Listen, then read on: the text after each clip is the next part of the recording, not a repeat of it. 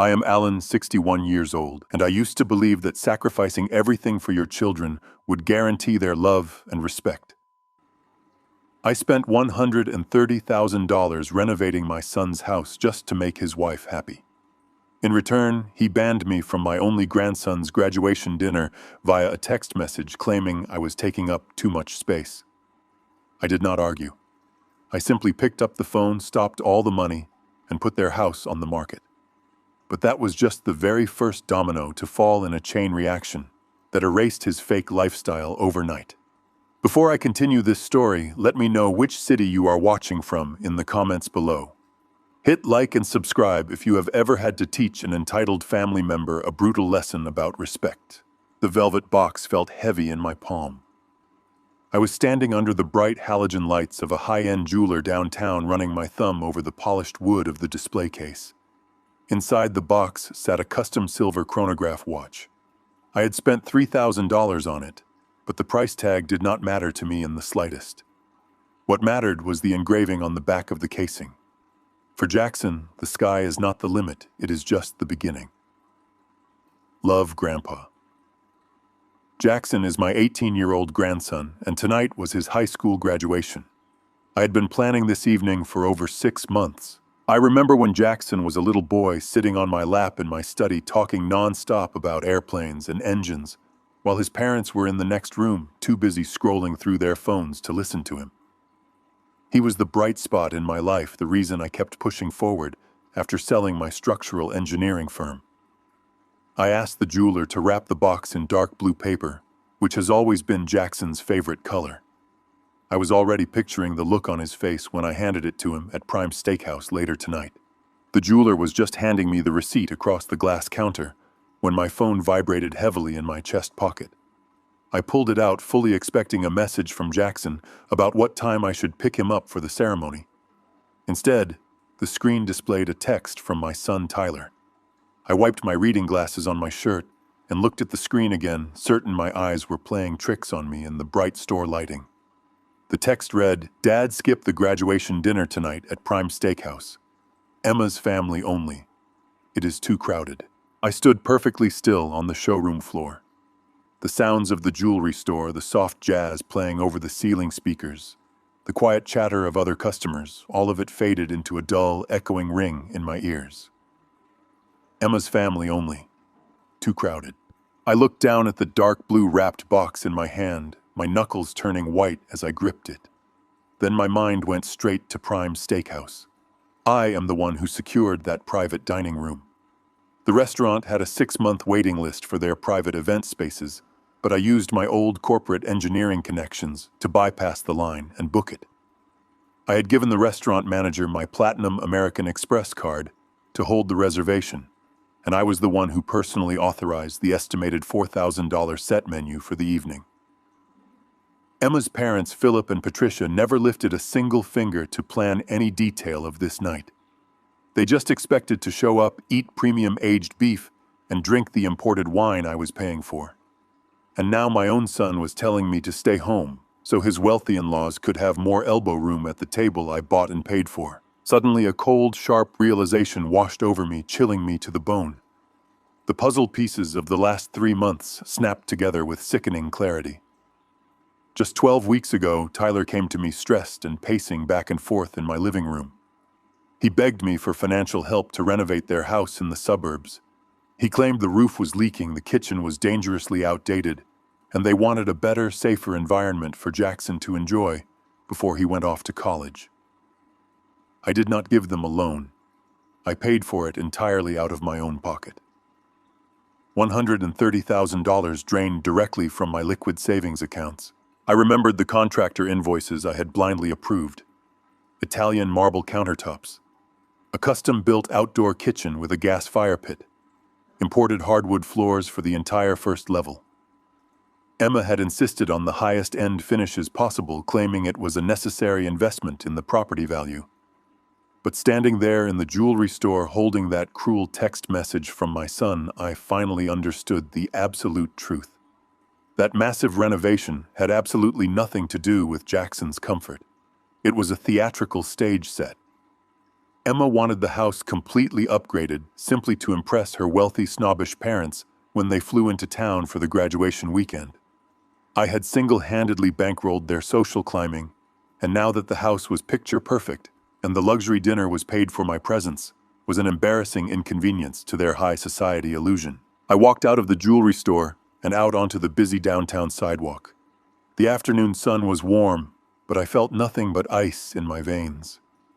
For years, I had ignored the little disrespects, the way Emma would roll her eyes when I told stories about my working-class roots, the way Tyler would only call me when his car broke down, or when he needed a quick cash transfer to cover a luxury vacation he could not afford.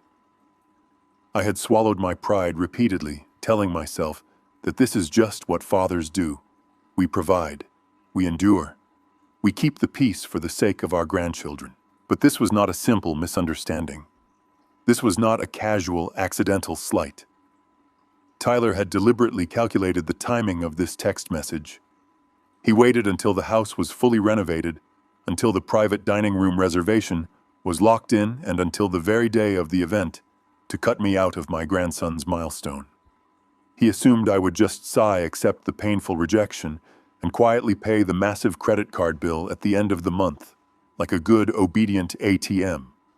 He assumed I was a passive wallet, completely devoid of any self-respect. I stopped walking. I stood near the curb and looked at the text message on my screen one more time. I did not type out an angry, emotional paragraph. I did not call him to demand an explanation or beg for a seat at my own table. Pleading with people who do not value your presence is a complete waste of breath. Instead, I opened the secure banking application on my phone.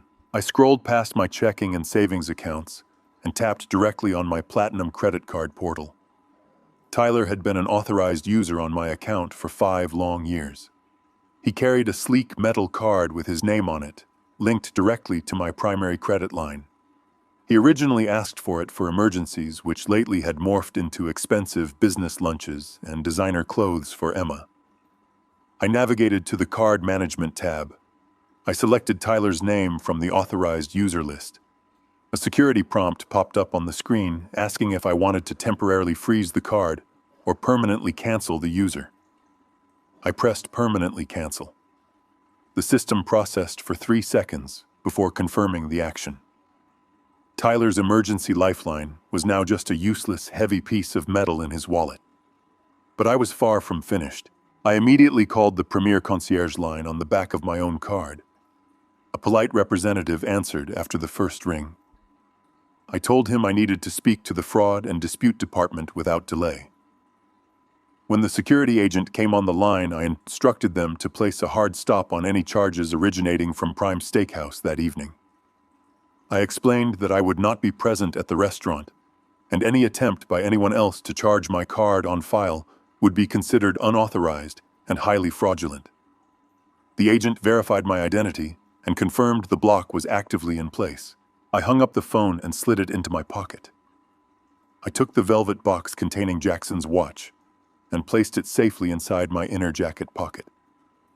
Tyler and Emma wanted an exclusive elite dinner with her parents. They wanted to play the roles of wealthy, independent hosts who had the world on a string. Tonight, they were going to get exactly what they asked for. They were going to have the private room all to themselves, but they were going to have to figure out how to pay the $4,000 check on their own. The first domino had been pushed. My son thought he could casually discard me after bleeding me dry, but he was about to learn a very hard lesson about the consequences of biting the hand that feeds you. The leather chair in my home office groaned softly as I leaned back. The house was completely silent. It was the kind of quiet that gives you time to think, time to let the anger settle into something much more dangerous, something cold and permanent. My desk was perfectly organized, just the way I liked it. A brass lamp cast a warm glow over a stack of structural blueprints I had been reviewing for an old colleague. But my eyes were not on the architectural drawings. They were glued to the glowing screen of my tablet, resting right in the center of the desk. I had the secure banking portal open set to automatically refresh every 30 seconds. I glanced at the vintage grandfather clock in the corner of the room. It was 8:45 in the evening. At Prime Steakhouse, they would be finishing up their main courses right about now. I could almost picture the scene perfectly. Philip and Patricia, Emma's parents, sitting at the head of the long oak table in the private room. They would be swirling glasses of $300 Cabernet, talking loudly about their country club, or Philip's logistics company, completely oblivious to the fact that the man funding their extravagant evening was sitting alone in a quiet suburban office. Tyler would be nodding along, playing the role of the successful executive, while Emma soaked in the approval of her snobbish parents. I took a sip of my black coffee. It had gone cold, but I did not care. I was waiting for the inevitable. I knew my son. Tyler always tried to show off when the bill arrived. He would wait for the perfect moment when the waiter brought the leather folder to the table. He would confidently slide that heavy metal card out of his wallet without even glancing at the total, wanting to look like the ultimate provider in front of his wealthy in-laws. He had rehearsed this performance for years, and I had always been the invisible stagehand making it possible. Not tonight. The grandfather clock chimed 9 times, then 9:15. Suddenly the screen on my tablet blinked. A new pending transaction appeared at the very top of the ledger. Prime Steakhouse, $4,250. I leaned forward, my heart beating with a steady, rhythmic thud. The status icon next to the staggering amount showed a spinning gray wheel as the restaurant system attempted to communicate with the bank. The wheel spun for exactly 4 seconds. Then the text turned bright crimson. Declined. Unauthorized card. A grim smile spread across my face. It was the most satisfying single word I had ever read on a screen. Declined. I imagined the waiter standing awkwardly by the table holding the machine. I imagined the color draining out of my son's face as the waiter discreetly whispered that the transaction did not go through. I knew Tyler would try to laugh it off as a simple banking error. He would tell the waiter to run it again, buying himself a few minutes to step away and fix the embarrassing glitch. Exactly 2 minutes later, my cell phone began to vibrate violently across the wooden surface of my desk. The caller ID flashed Tyler's name in bold letters. I let it ring. 3 rings, 4 rings, 5 rings. I wanted him to sweat. I wanted the panic to fully set in before I answered. Right before the call went to voicemail, I reached out and tapped the green accept button. I brought the phone to my ear, but did not say a single word. "Dad, are you there?" Tyler's voice came through the speaker in a frantic, hushed whisper. I could hear the distinct echo of the restaurant restroom in the background, accompanied by the sound of running water. "Dad, pick up. Tell me you are there." "I am here, Tyler." My voice was incredibly calm, contrasting sharply with his escalating panic. "What in the world is going on with the credit card?" he demanded, his voice cracking with anxiety. "The waiter just declined it in front of Philip and Patricia. It is completely humiliating. Call the fraud department right now and tell them to authorize the charge. They put a security hold on the account. You need to fix this right now. They are waiting for me at the table. There is no security hold on the account, Tyler." I spoke slowly, making sure every single syllable landed with maximum impact. "The account is in perfectly good standing. But your specific card is no longer active. I canceled it 3 hours ago." The line went dead silent for a moment. I could hear his heavy breathing echoing off the bathroom tiles. "What do you mean you canceled it? Are you out of your mind? The bill is over $4,000. I do not have that kind of cash in my checking account right now, you know that." I leaned back in my chair again, staring at the declined notification, still glowing red on my tablet. "I know exactly what you have in your checking account, Tyler. I know you maxed out your personal cards to buy those tailored suits to impress Philip. But that is not my problem anymore. You sent me a very clear text message this afternoon. You said tonight was for Emma's family only. You specifically told me it was too crowded for me to attend my own grandson's graduation dinner. Dad, please do not do this right now." Tyler's voice shifted from demanding to desperate. "Emma is going to kill me. Philip is already looking at his watch. We can talk about the text message tomorrow." I was just stressed out. I did not mean it like that. Just unfreeze the card so I can pay the bill and get out of here. You meant exactly what you wrote, I replied, my tone turning into absolute stone. You wanted an exclusive evening with your high society in-laws. You wanted to pretend you operate on their financial level. Well, now is your chance to prove it to them. Since it is an Emma family-only event, the Emma family can foot the bill. Go back out there and ask Philip to open his wallet. He loves to brag about his massive logistics empire. $4,000 should be pocket change for a man of his stature. Let him pay for his own prime rib. You are doing this to punish me, Tyler hissed, the anger flooding back into his voice. You are actually trying to humiliate me in front of my wife's parents because your feelings got hurt. You are pathetic.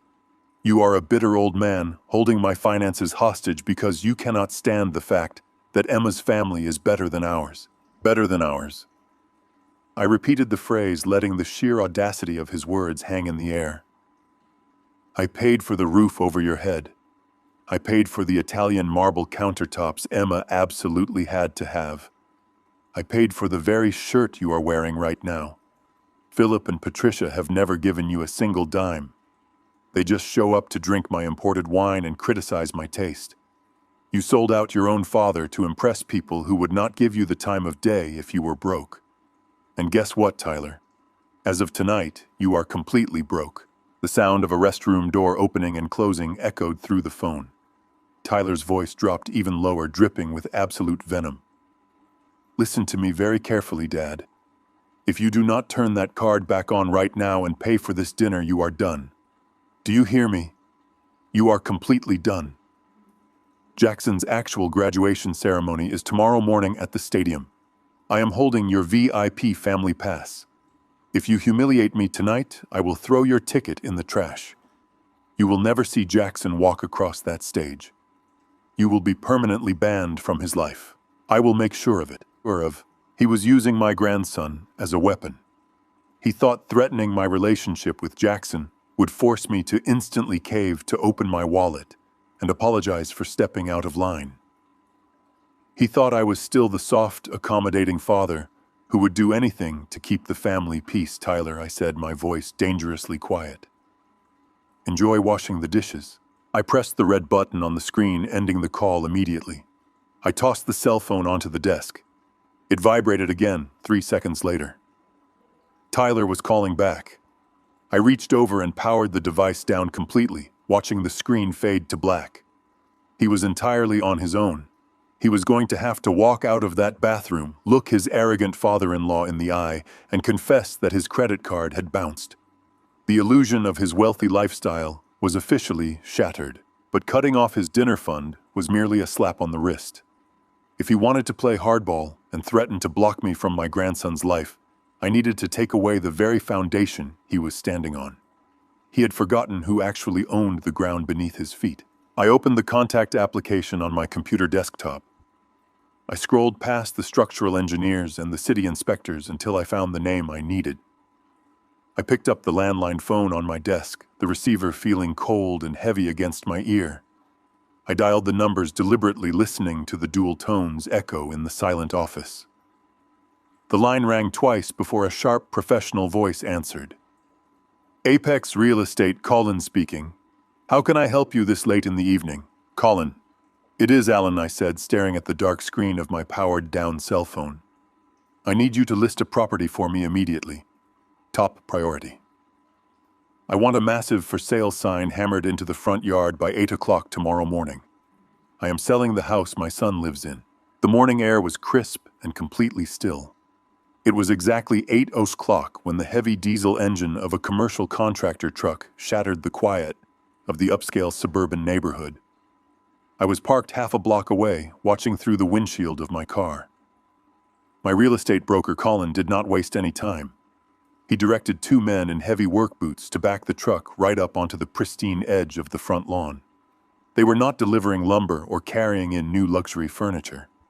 They unloaded a massive wooden post painted bright white and a heavy iron mallet. The sound of the mallet striking the wood echoed heavily down the street. Thud, thud, thud. They were driving a 6-foot-tall real estate sign deep into the perfectly manicured grass that I had just paid to have reseeded last month. The sign was absolutely impossible to ignore. It featured a glossy photograph of Colin, the luxury real estate brokerage logo, and the words "For Sale" boldly printed in bright red lettering. It was the kind of sign designed to attract maximum attention from every single car driving past. The heavy thudding of the mallet did exactly what it was supposed to do. The front door of the freshly renovated house flew open. Tyler stormed out onto the front porch. He was wearing a silk bathrobe and holding a ceramic coffee mug. He froze for a fraction of a second, his eyes widening as he registered the massive advertisement planted in his front yard. Then his face contorted into pure rage. He sprinted down the front steps, his bare feet slapping against the expensive stone walkway I had funded. He started screaming at the two workmen, demanding they get off his property immediately. He waved his arms frantically, spilling hot coffee down the front of his robe. Colin stepped forward, calmly holding a clipboard. He tried to hand Tyler the official listing notice, but Tyler swatted the clipboard away. Several doors down, neighbors began stepping out onto their porches. People walking their dogs stopped on the sidewalk, turning their heads to watch the spectacle.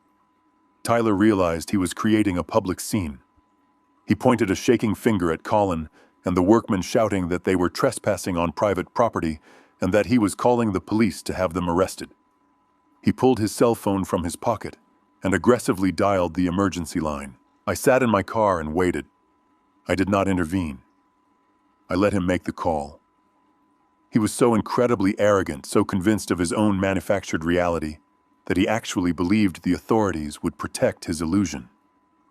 Through the large front window of the house, I could see the silhouette of Emma's father, Philip, pulling back the curtains to see what the commotion was about. The embarrassment Tyler was trying to avoid was unfolding directly in front of his wealthy father-in-law. Less than 10 minutes later, a county sheriff cruiser turned onto the street, its lights flashing silently. Two uniformed officers stepped out of the vehicle and approached the lawn. Tyler immediately ran up to them, playing the role of the outraged homeowner. He pointed at the real estate sign, then pointed at Colin, claiming these men had vandalized his property and were trying to run some sort of real estate scam. He demanded they be put in handcuffs for trespassing. That was my exact cue. I turned the ignition key, pulled my car away from the curb, and drove slowly down the street. I parked directly behind the police cruiser, cutting the engine. I stepped out of the car carrying a single brown manila envelope. I walked up the driveway with slow, deliberate steps. Tyler saw me approaching, and his face went completely pale.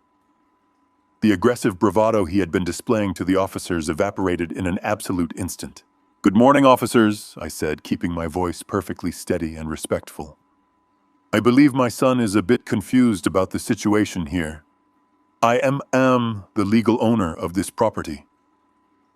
Tyler let out a desperate, forced laugh. "Do not listen to him," he told the police. "He is my father, but he is having some sort of episode. My wife and I own this house. We have lived here for 10 years. You can look at the mail inside. You can ask any of the neighbors." The lead officer looked at me, raising an eyebrow. I did not argue with Tyler. I simply opened the manila envelope and pulled out a stack of crisp, watermarked documents. I handed the official property deed directly to the officer.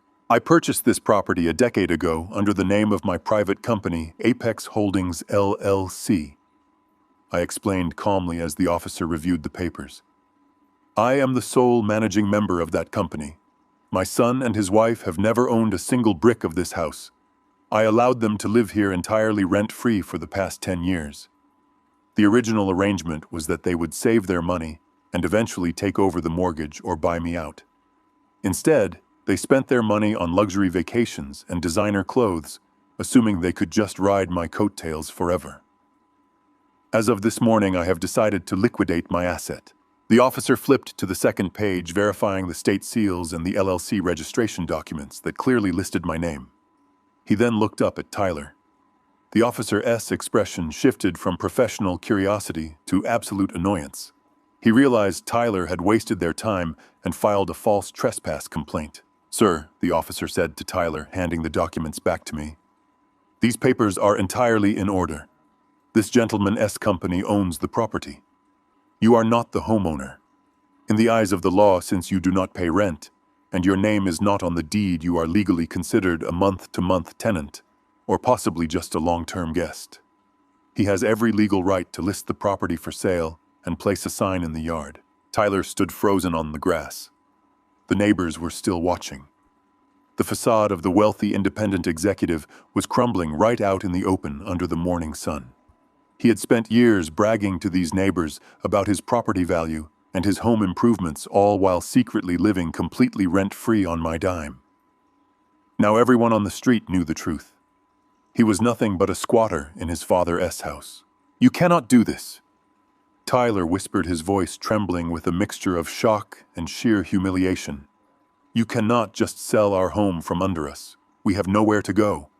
Jackson's graduation is in 3 hours. Emma's parents are inside watching us right now." I looked at him without a single ounce of pity. "You made it very clear yesterday that I am not part of your family events," I replied coldly. "So I am no longer part of your financial life. You wanted independence. Now you have it. Start packing your boxes." Just as I turned to walk back to my car, the front door of the house flew open again. Emma charged out onto the porch. She was fully dressed in an expensive floral designer dress, her hair perfectly styled for the graduation ceremony. But her face was red with fury. She marched down the steps, completely ignoring the police officers, and marched right up to my face. "You are a miserable, bitter old man," she screamed, her voice echoing down the entire street. "You think you can just kick us out because you hold the deed. You think you are so smart. Well, you are wrong. We are not month-to-month tenants, and you cannot sell this house." The lead officer stepped between us, holding his hand up to stop her. "Ma'am, you need to calm down.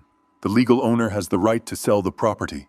Emma turned her furious gaze to the officer, a triumphant, malicious smile spreading across her face. "He is not the only one with legal documents," she sneered. She pointed a manicured finger directly at my chest. "We have a signed, legally binding 5-year lease agreement. It guarantees us this property, and it cannot be broken by a sale. I have the paperwork in my safe right now, and I can prove it." She had just played her hand, completely unaware that she was about to turn a simple real estate eviction into a massive federal crime. The officer took the paper from her hand. He pulled a pair of reading glasses from his uniform pocket and scanned the paragraphs. Tyler walked up behind his wife, looking completely bewildered. It was obvious he had absolutely no idea this document even existed. He stared at Emma with a mix of confusion and sudden hope. Emma did not look at him. She kept her eyes locked on me, her chin raised high, daring me to challenge her in front of the authorities. She thought she had outsmarted me. She thought a simple piece of paper was the ultimate shield against the consequences of her own arrogance. The officer handed the paper back to Emma and let out a long, exhausted sigh. He turned to me and shook his head. "Sir," he said, his tone entirely neutral, "she has a notarized lease agreement with what appears to be your signature on it. Whether or not this document is entirely legitimate is not something I can determine standing here on the grass. As far as the law is concerned right now, this is a civil dispute over a contract. We cannot enforce an eviction or remove them from the property today. You will have to take this up with the housing court." The two officers turned around, walked back to their cruiser, and drove away. Emma let out a loud, mocking laugh. She turned to Colin, my real estate broker, and told him to get his ugly sign off her lawn before she called the city code enforcement. Colin looked at me, waiting for instructions. I did not yell. I did not demand to see the paper. I simply walked up to Emma. She held the document tight against her chest, but she was not quick enough to hide the bottom half. I looked down at the ink. The signature at the bottom was supposed to be mine, but it was a clumsy, amateurish attempt. The loop on the capital A was entirely wrong, and the slant of the letters leaned heavily to the left. I write with my right hand using sharp, rigid strokes that I perfected during 4 decades of drafting engineering blueprints. The signature on that page was a blatant, desperate forgery. I looked Emma right in the eyes. I did not say a single word. I just gave her a slow, cold smile. I turned around, signaled for Colin to leave the sign exactly where it was, and walked back to my car. I got in, started the engine, and drove away from the suburban neighborhood, heading straight for the commercial district downtown. My destination was the glass and steel high-rise that housed the corporate law firm of my primary attorney, Cameron Reed. Cameron was not a family lawyer. He did not deal in emotional disputes or petty neighborhood arguments. He was a corporate litigator who specialized in complex contract law and hostile takeovers. He was exactly the kind of man you wanted in your corner when a family member decided to cross the line into federal fraud. I walked into his corner office on the 40th floor. The walls were lined with heavy law books, and the large windows offered a sweeping view of the city skyline. Cameron was sitting behind his massive mahogany desk, reviewing a corporate merger file. He looked up, surprised to see me without an appointment. I sat down in the leather chair across from him and explained exactly what had just happened on the front lawn. I described the crumpled piece of paper, the $1 monthly rent, and the terrible forgery of my signature. Cameron did not waste any time. He leaned forward, his professional curiosity entirely piqued. He opened his laptop and logged into the state registry of public notaries. Every single notary stamp has a unique identification number that corresponds to a specific registered individual. I had memorized the name and the identification number stamped on Emma's fake lease during the brief moment she held it out. I recited the numbers to Cameron. He typed the information into the database and hit the search key. We sat in silence for a few moments, the only sound in the room being the low hum of the air conditioning. Finally, the search results populated on his screen. Cameron read the profile, his eyebrows raising slightly. He turned the laptop screen toward me so I could see the official registry. The notary stamp belonged to a woman named Sarah Jenkins. Her registered place of employment was listed right beneath her name. It was a corporate address. It was the exact headquarters of Phillips International Logistics Company. The paralegal who illegally stamped and certified that forged document worked directly for Emma's wealthy father. The puzzle piece locked into place perfectly. Emma had panicked when she realized I was cutting them off. She did not have the money or the legal standing to fight me in court, so she used her father's corporate resources. She likely slipped the document onto the desk of an obedient low-level paralegal at Phillips' company, demanding a quick notary stamp as a personal favor for the boss's daughter. She assumed that an official-looking stamp would be enough to scare away the local police and intimidate me into backing down. She assumed wrong. Cameron closed the laptop, his expression turning incredibly serious. "Alan," he said, his voice completely devoid of any humor, "your daughter-in-law has made a catastrophic miscalculation. Forging a signature on a lease is one thing, but bringing a forged, fraudulently notarized document out of a house and presenting it to sworn law enforcement officers to deliberately obstruct the legal sale of a multi-million-dollar property elevates this far beyond a simple civil dispute." I leaned back in the chair, absorbing the weight of his words. "What exactly are we looking at, Cameron?" "We are looking at felony title fraud and the use of forged documents to deceive law enforcement," Cameron replied, pulling a fresh legal pad from his drawer. "And because she utilized a notary stamp registered to an interstate commerce logistics corporation, we can easily argue that this crosses the threshold into federal jurisdiction. By trying to save her fake suburban lifestyle, she just handed us the keys to her absolute destruction." Cameron picked up the silver pen from his desk. He did not ask if I wanted to give her a second chance. He knew me too well for that. He asked for my formal authorization to proceed with a scorched earth legal strategy. I gave a single firm nod. Cameron picked up his office phone and dialed the direct line to the district attorney's fraud division.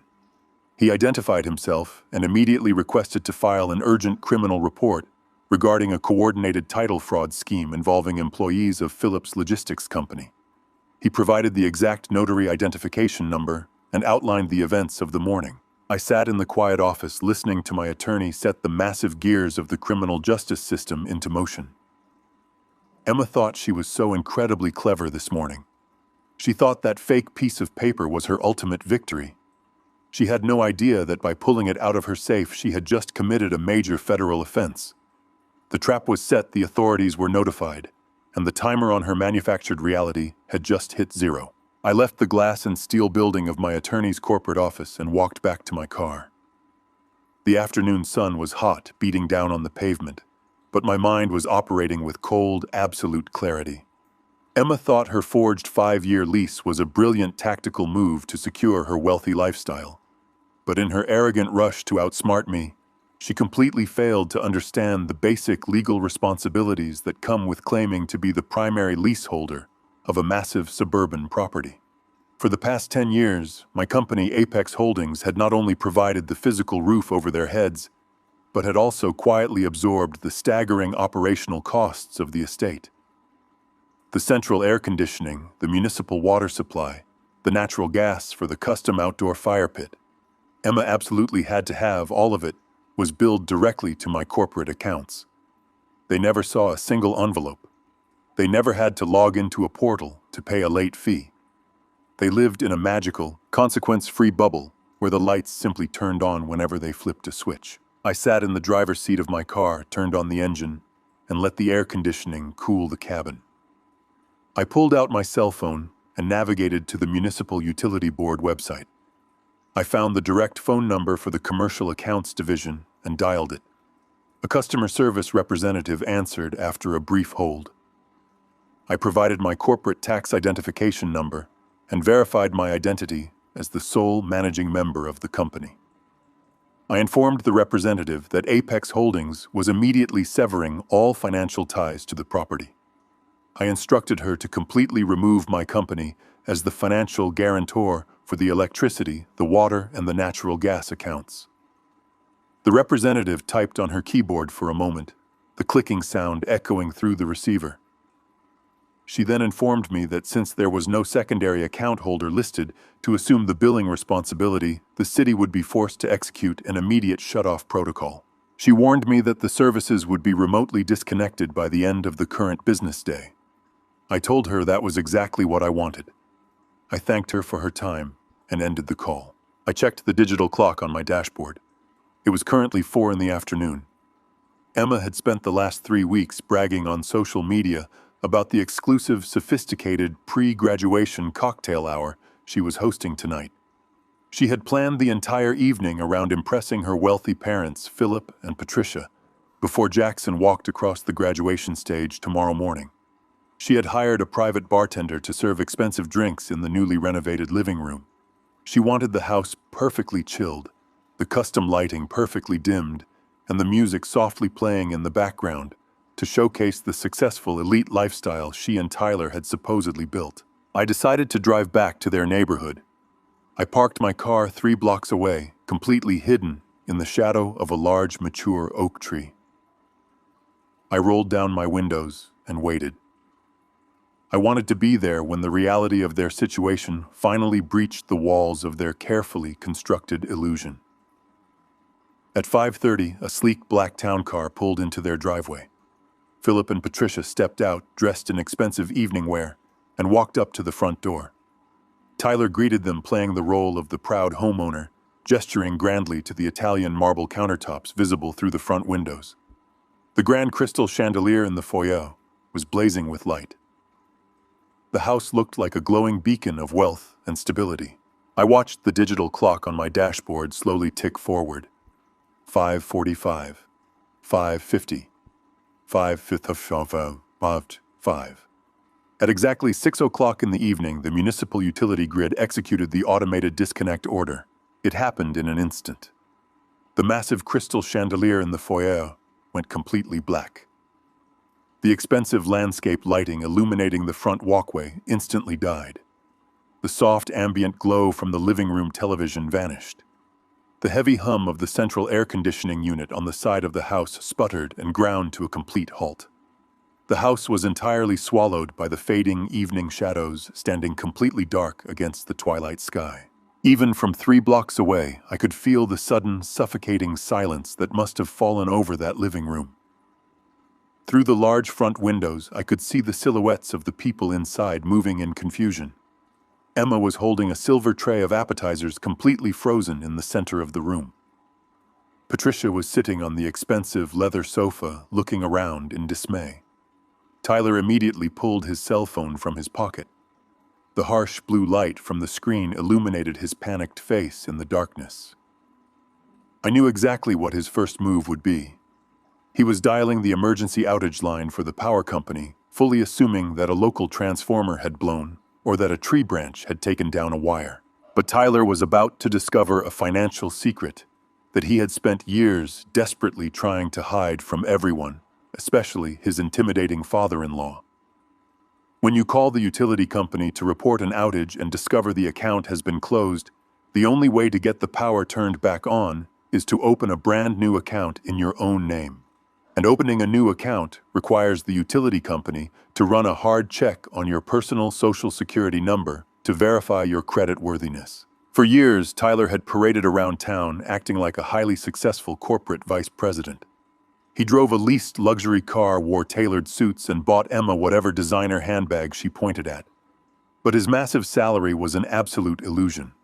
He had been secretly financing his entire lifestyle through high-interest credit cards and predatory personal loans. He had maxed out every single line of credit available to him just to keep up appearances. His debt-to-income ratio was catastrophic, and his credit score was completely ruined. He had buried this massive financial disaster deep underground, terrified that Philip would find out his daughter had married a man drowning in reckless debt. I watched through the window as Tyler paced back and forth in the dark living room with the phone pressed to his ear. I could perfectly imagine the conversation happening on the other end of the line. The utility representative was running his Social Security number and staring at a screen full of severe credit delinquencies. Because his credit was so atrocious, the city municipal board would not simply flip the switch and trust him to pay the monthly bill. They would mandate a severe financial penalty to mitigate their risk. They required a mandatory, non-refundable security deposit of $1,500 payable immediately in cash or certified funds before they would even consider restoring the electricity and the water. Tyler stopped pacing.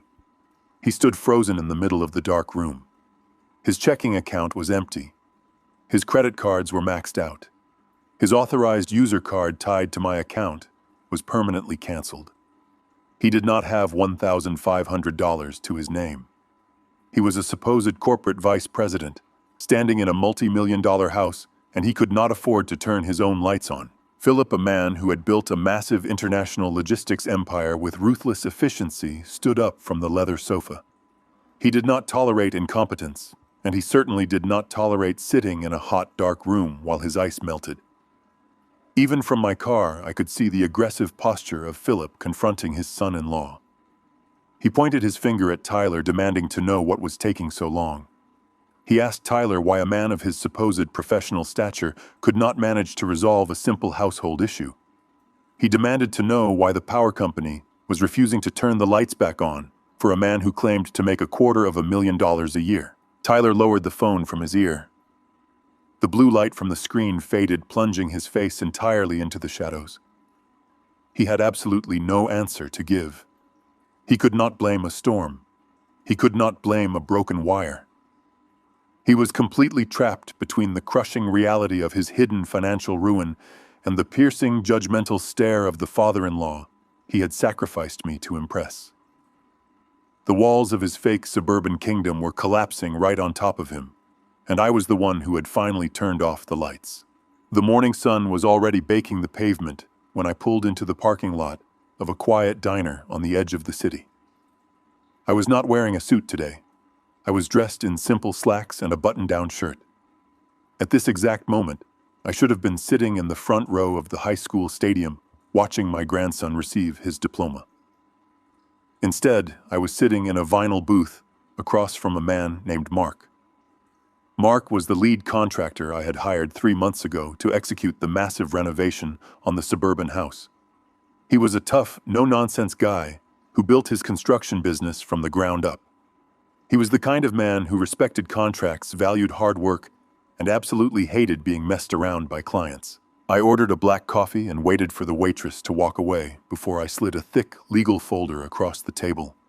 Mark wiped his hands on a paper napkin and opened the folder. Inside was a formal, notarized stop work order drafted by my corporate attorney earlier that morning. It officially terminated the renovation project effective immediately. Mark stared at the paper, his jaw tightening. He looked up at me, his eyes narrowing in clear frustration. He stated that the job was 90% complete and that I still owed his firm the final installment of $40,000. He told me he had already paid his subcontractors their weekly wages and had purchased the remaining high-end materials entirely out of his own pocket. I kept my voice perfectly level. I explained that the property was now the subject of an active criminal investigation. I told him about the forged lease and the felony title fraud my daughter-in-law had just committed the day before.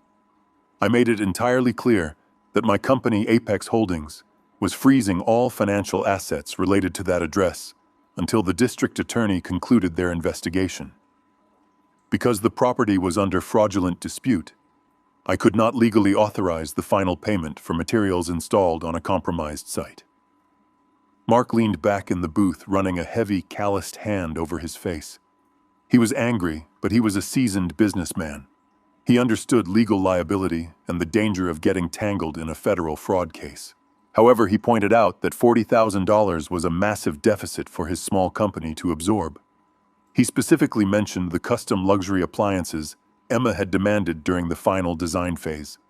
There was a massive stainless steel smart refrigerator, an imported 8-burner gas range, and a dual convection oven system. He had delivered and placed them in the kitchen just 2 days ago to prepare for the graduation party. Because my final check was supposed to cover them, they were technically unpaid for. That was exactly the opening I was waiting for. I took a sip of my coffee and looked him directly in the eye. I reminded him of a very specific legal clause in the master contract he had signed with my company. I told him that because the agreement was strictly between Apex Holdings and his construction firm, my son Tyler had absolutely no legal authority over the project whatsoever. Tyler did not sign the checks. Tyler did not approve the blueprints. Tyler was nothing more than an unauthorized bystander living in the house. And according to state construction law, any unattached materials or appliances delivered to a job site that have not been paid for in full remain the absolute legal property of the contractor until the final invoice is cleared. I told Mark that I was not going to pay him the $40,000 today, but I was also not going to stop him from going to the house right now and legally repossessing every single piece of unpaid equipment to recoup his financial losses. A slow, understanding smile spread across his face. He realized I was handing him the perfect legal loophole to get his money back, without having to drag my company into civil court. He closed the folder, slid it into his canvas work bag, and stood up from the booth. He pulled his phone from his pocket and immediately dialed his site foreman. He did not even bother saying goodbye to me. He just barked loud orders into the phone, telling his crew to drop whatever job they were currently doing and meet him at the suburban estate with 3 heavy-duty box trucks and 4 steel appliance dollies. I finished my coffee in peace. I paid the bill and drove home. I did not follow him to the house. I did not need to. I already knew exactly how the scene was going to play out, and I wanted Tyler to face the absolute terror of the situation without me there to act as a buffer. At 10 o'clock in the morning, the heavy rumble of 3 massive commercial box trucks shook the quiet suburban street. Tyler and Emma were likely exhausted. They had spent the entire night sweating in the summer heat, inside a completely dark house, unable to run the air conditioning, unable to take a hot shower, and unable to keep their expensive party food from rotting in the warm refrigerator. Philip and Patricia had probably stayed the night, trapped in the miserable, suffocating environment, because their own pride would not let them flee to a hotel and admit the evening was a total disaster. Mark marched straight up the front walkway, flanked by 6 large men wearing heavy work boots. He did not ring the doorbell. He pounded his heavy fist against the wood until Tyler ripped the door open. Tyler looked terrible. His expensive clothes were wrinkled, and he had dark circles under his eyes. He tried to puff out his chest, demanding to know what Mark was doing there, and threatening to call the police for harassment. Mark just laughed directly in his face. He pulled the master contract from his bag and shoved it against his chest. He loudly informed Tyler that the project was terminated, the final payment was canceled, and he was there to collect his property. Tyler tried to block the doorway. He shouted that he was the homeowner and that nobody was taking anything out of his house. Mark did not waste time arguing with a man who had zero legal standing. He simply signaled his crew. 6 large men pushed past Tyler as if he were made of paper. They marched directly into the custom kitchen that Emma had spent months bragging about to her country club friends. Emma ran into the room screaming frantically as the men strapped heavy nylon moving straps around the massive smart refrigerator. Philip stood in the hallway, completely bewildered, watching as these blue-collar workers systematically dismantled the illusion of his daughter's elite lifestyle. The workmen tilted the refrigerator back onto the steel dolly. They rolled it straight across the imported hardwood floors out the front door and down the driveway ramp into the waiting box truck. They did not stop there. They marched back inside for the imported gas range, then the dual ovens, then the massive stack of uninstalled custom cabinetry sitting in the dining room. They stripped the kitchen entirely bare, leaving nothing but empty holes in the Italian marble countertops and exposed gas lines protruding from the walls. Tyler ran frantically back and forth between the front yard and the kitchen, screaming at the men pulling at his hair and begging them to stop. But he was completely powerless. He had no money to pay them off, and he had no contract to enforce. For the second time in 24 hours, the neighbors stepped out onto their front porches. They watched in absolute silence as the luxury appliances were paraded out the front door in broad daylight. The wealthy, successful vice president was being stripped of his possessions right in front of the entire neighborhood. Emma collapsed onto the front steps, sobbing uncontrollably, as the last truck secured its heavy metal door and roared away down the street. Tyler stood in the middle of the driveway, looking back at his dark, gutted house. He had banned me from a simple dinner, and in return, I had taken the very walls, the electricity, and the appliances right out from under him. The late afternoon sun was beginning to cast long golden shadows across the hardwood floors of my living room. The house was completely quiet, a stark contrast to the absolute chaos I knew was unfolding across town.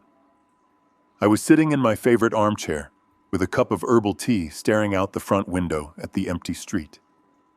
Despite the absolute justice I had just delivered to my son and his wife, there was a heavy ache settling deep in my chest. There was an innocent casualty in this war.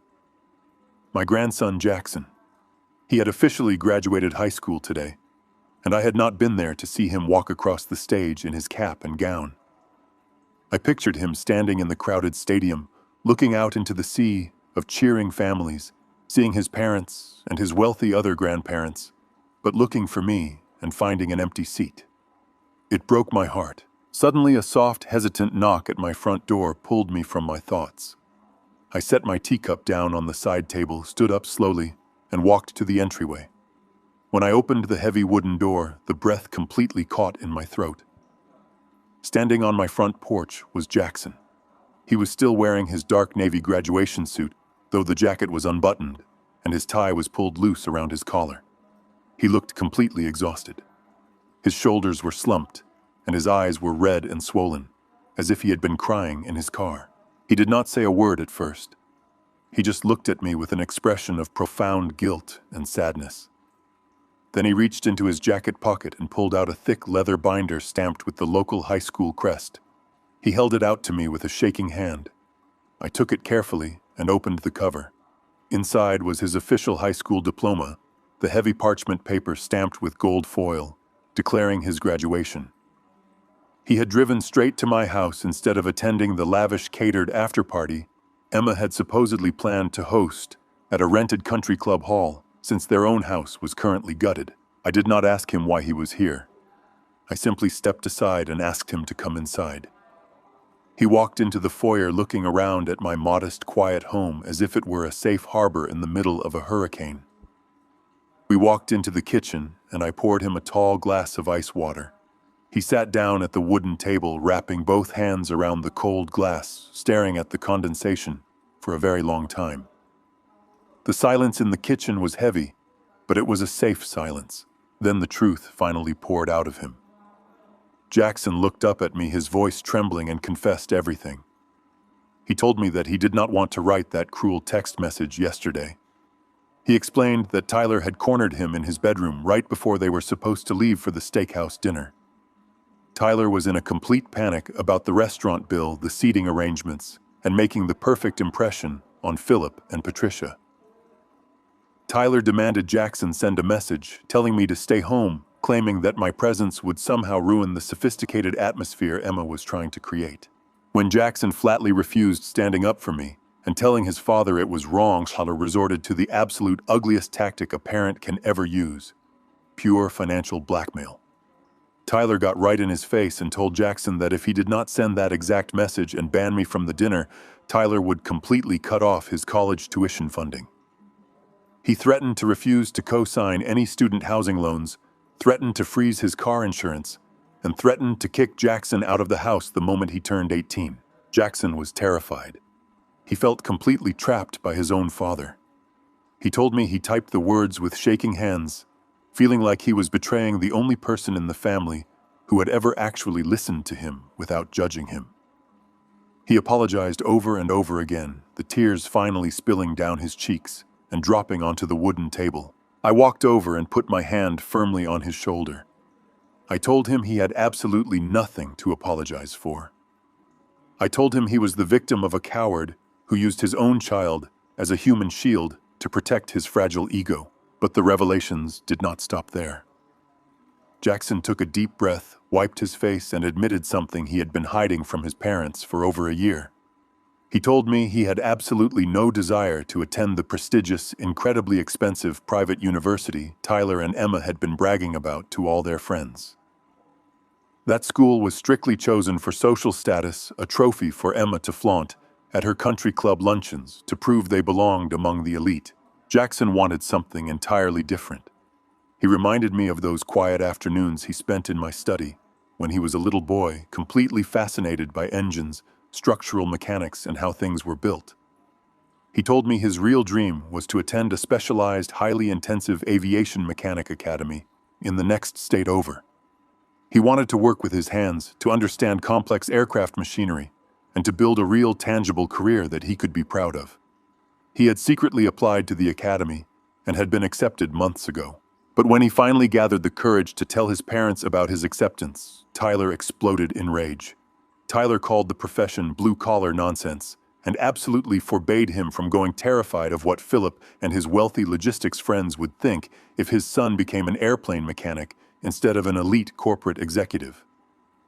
Tyler was actively using the threat of withdrawing all tuition money to force Jackson into a miserable life he completely hated, all to protect a fake family image. I listened to every single word my grandson said. A profound sense of clarity and absolute resolve washed over me. Tyler thought he held all the cards because he controlled the purse strings. But Tyler was an arrogant fool who never bothered to read the fine print of his own financial life, constantly assuming other people would just handle the details. I walked out of the kitchen and went straight into my home office.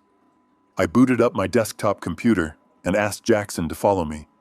I told him to pull up a chair right next to my desk. I opened my secure web browser and logged into my master financial portal. I did not navigate to my checking account or my corporate holdings.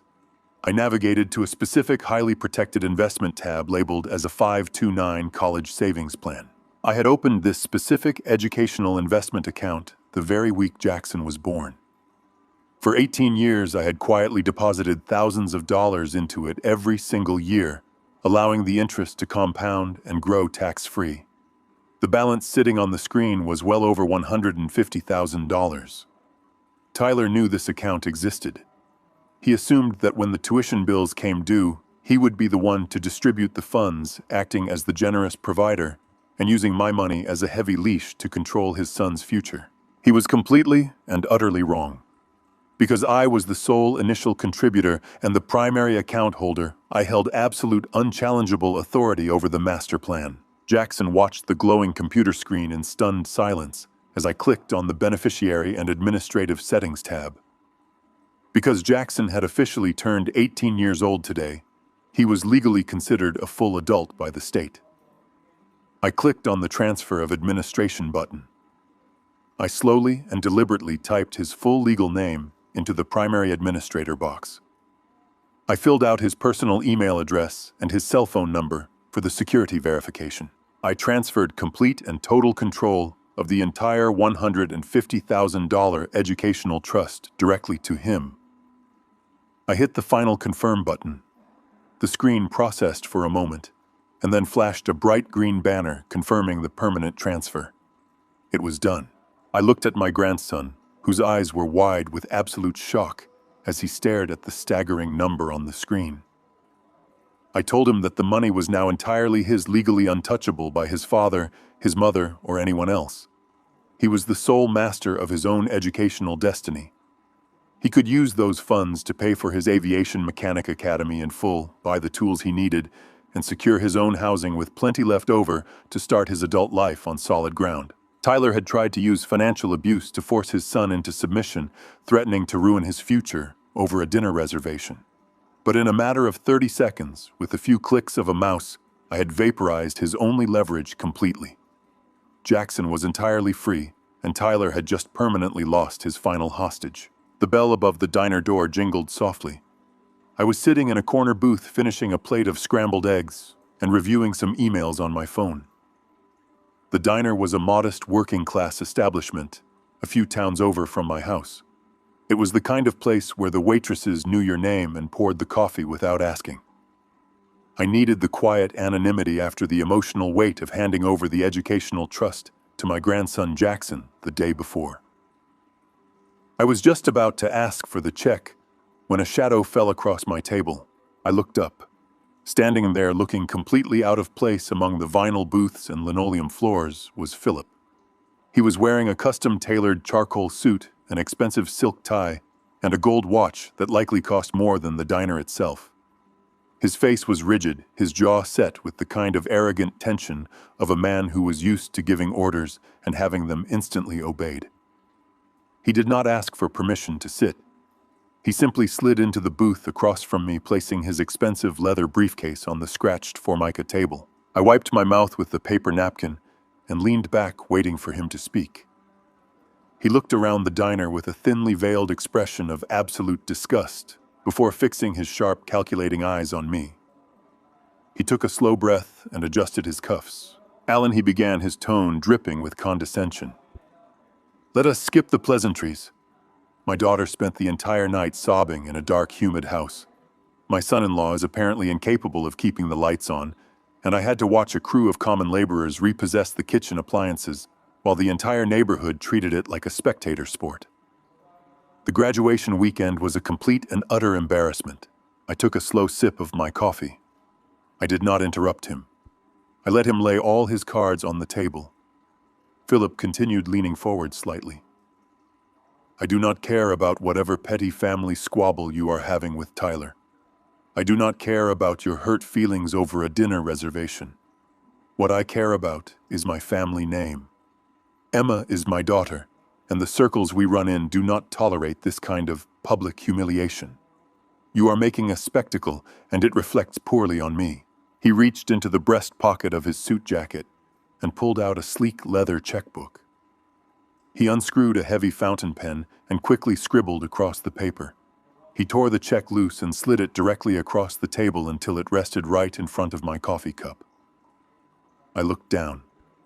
It was a certified bank check made out to me for $50,000. "Take the money," Philip ordered, his voice low and authoritative. "Consider it a premium buyout. You will sign the property deed over to Tyler and Emma by the end of business today. You will call off your real estate agent, and you will completely disappear from their lives. You take your $50,000, you go buy yourself a nice condominium somewhere quiet, and you stop dragging my daughter's name through the mud. It is a very generous offer for a man in your position." I stared at the check. $50,000. To a man like Philip, it was pocket change. It was a simple hush money payment designed to sweep a problem under the rug and protect his pristine country club reputation. He actually believed he could buy his way out of the consequences. He believed that because he had money, he automatically possessed authority over me. I did not touch the piece of paper. I simply reached into the inside pocket of my own jacket and pulled out a neatly folded document. I placed it on the table right next to his check. "I do not want your money, Philip," I said quietly. And even if I did, you do not have enough money in the world to buy that house. But since you are so incredibly concerned about your family name, I suggest you read what I just placed in front of you." Philip frowned. He looked at the folded paper, then back at me, clearly irritated that his grand financial gesture had not immediately resolved the situation. He reluctantly reached out and opened the document. It was a copy of the official police report drafted by my attorney, Cameron Reed. Attached to the back of it was a photocopy of the forged 5-year lease Emma had presented to the county sheriffs the morning before. I watched Philip's eyes scan the first page.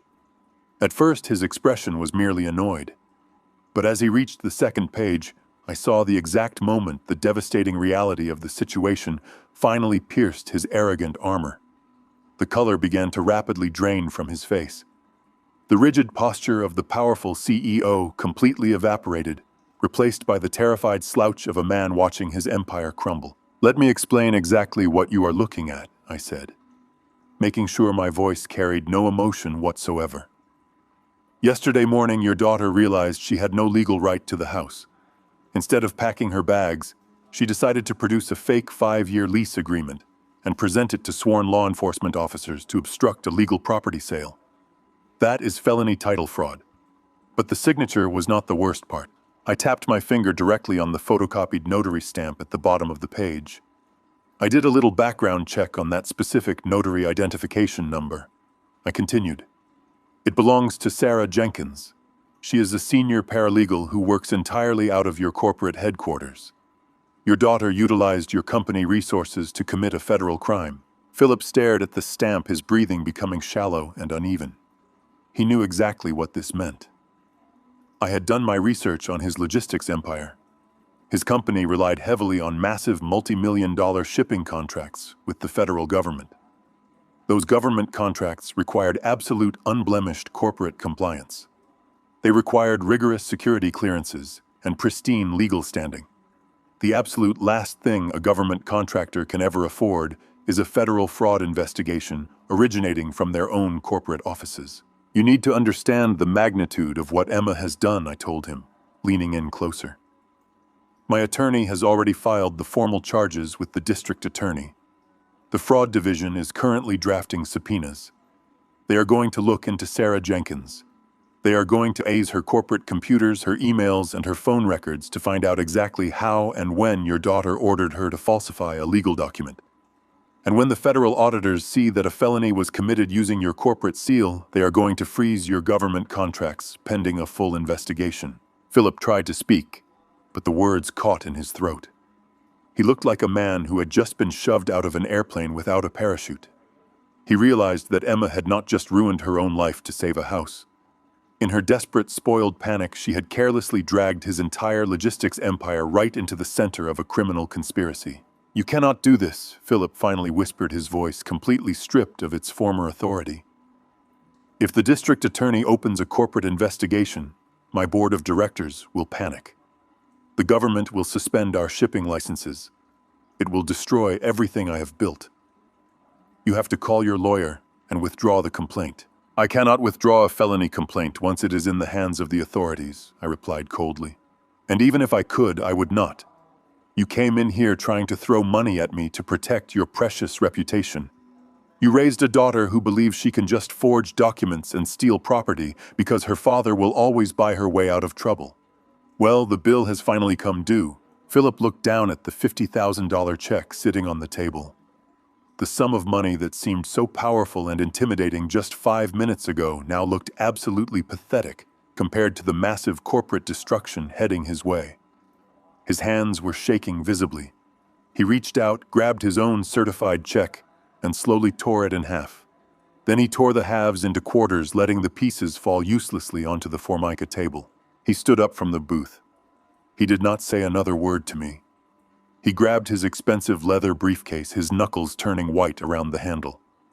He walked out of the diner, pushing the glass door open with a frantic, desperate energy. He was no longer a proud father trying to save his daughter from an embarrassing eviction. He was a terrified CEO rushing back to his corporate headquarters to brace for a catastrophic legal impact. Tyler and Emma thought they had powerful allies, but they were now entirely on their own. I sat in my home office the morning after my encounter with Philip. The house was quiet, and the morning sun filtered through the blinds, casting long lines across my mahogany desk. Across the city, inside a sleek glass corporate tower, my son Tyler was likely experiencing the exact opposite of peace. He was a man drowning in a rapidly shrinking box. With his house gutted, his utilities shut off, and his father-in-law fully aware of his absolute failure, Tyler was completely cornered. He needed a massive infusion of cash to stop the bleeding. He needed money to pay the staggering utility deposits, to hire movers, and to somehow keep his wife from realizing the true extent of his financial ruin. Tyler worked as a vice president of sales for a mid-sized software technology firm. It was a position that came with a handsome salary, excellent benefits, and a robust corporate retirement plan. I knew for a fact that his personal checking accounts were empty, and his personal credit was entirely destroyed. His only remaining financial lifeline was his company retirement account. I could easily picture him sitting in his expensive ergonomic office chair, sweating through his tailored shirt as he frantically logged into the human resources portal. He was undoubtedly attempting to secure a massive hardship loan against his own retirement savings, desperately trying to mortgage his future just to survive the week. But Tyler suffered from a profound and fatal lack of self-awareness. He paraded around his corporate office, acting like a self-made titan of industry. He loved to brag to his colleagues about his luxury cars, his sprawling suburban estate, and his high society connections. He conveniently forgot exactly how he had acquired his prestigious position in the first place. He forgot the fundamental architecture of his own career.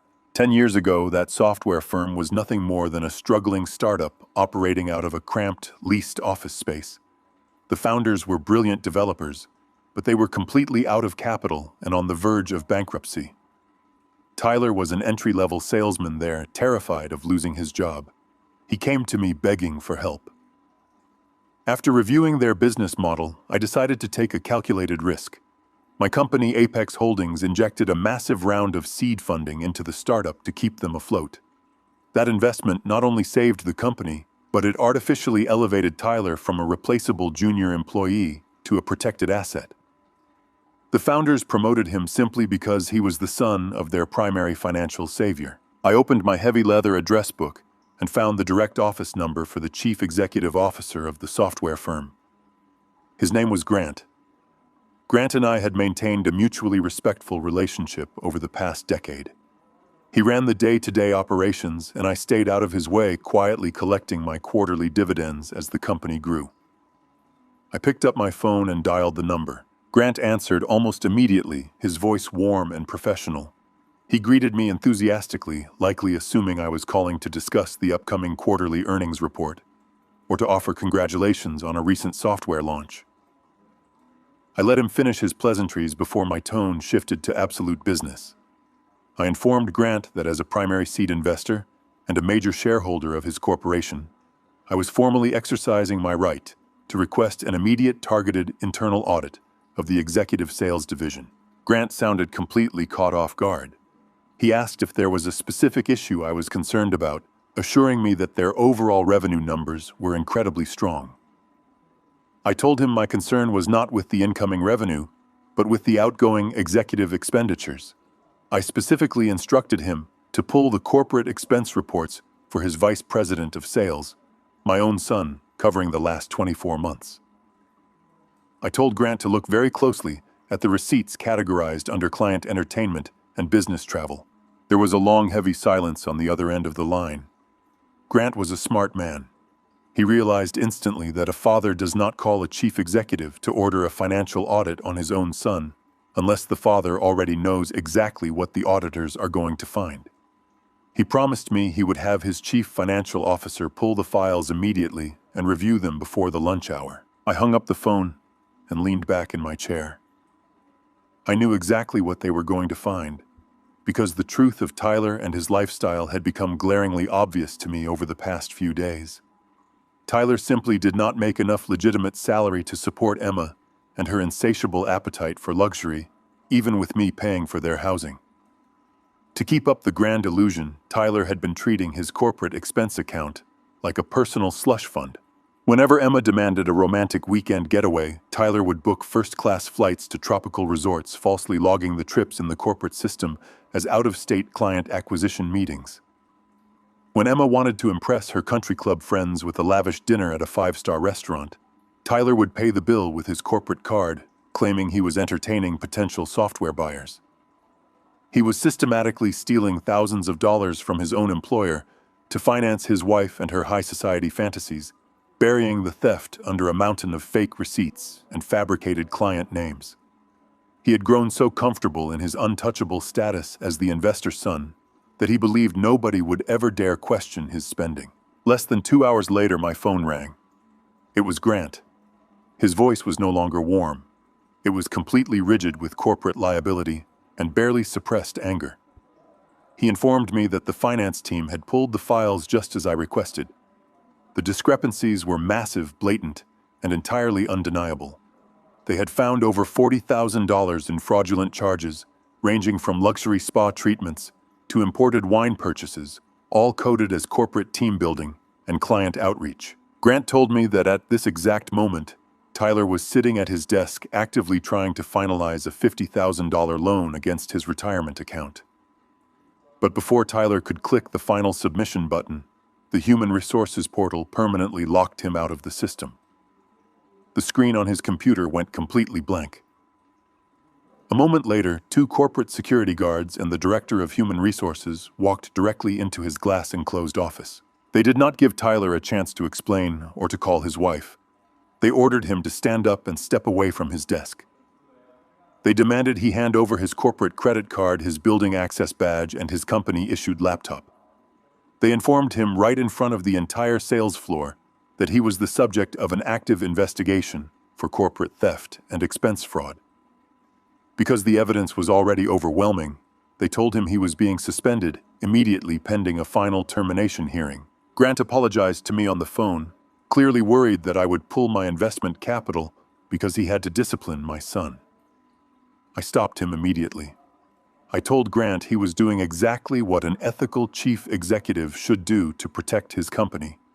I assured him my investment would remain completely secure, and I fully supported whatever legal and administrative actions he needed to take against a thief, regardless of our blood relation. I ended the call and looked out my office window at the bright afternoon sky. Tyler had walked into his office that morning desperately hoping to secure a loan to save his fake suburban kingdom. Instead, he was escorted out of the lobby by security guards carrying his personal belongings in a small cardboard box. He had no company car. He had no access to his retirement funds. And most devastating of all, his substantial corporate salary was completely frozen. His income had just dropped to absolute zero overnight, leaving him completely defenseless against the financial hurricane that was about to hit him. Tyler returned to the completely dark and gutted house in a state of absolute shock. He had just been escorted out of his lucrative corporate job by security guards, and his income was entirely frozen. He slumped onto the expensive leather sofa in the living room, staring blankly at the empty space where their luxury television used to hang. He was completely catatonic, entirely paralyzed by the sudden and catastrophic collapse of his manufactured reality.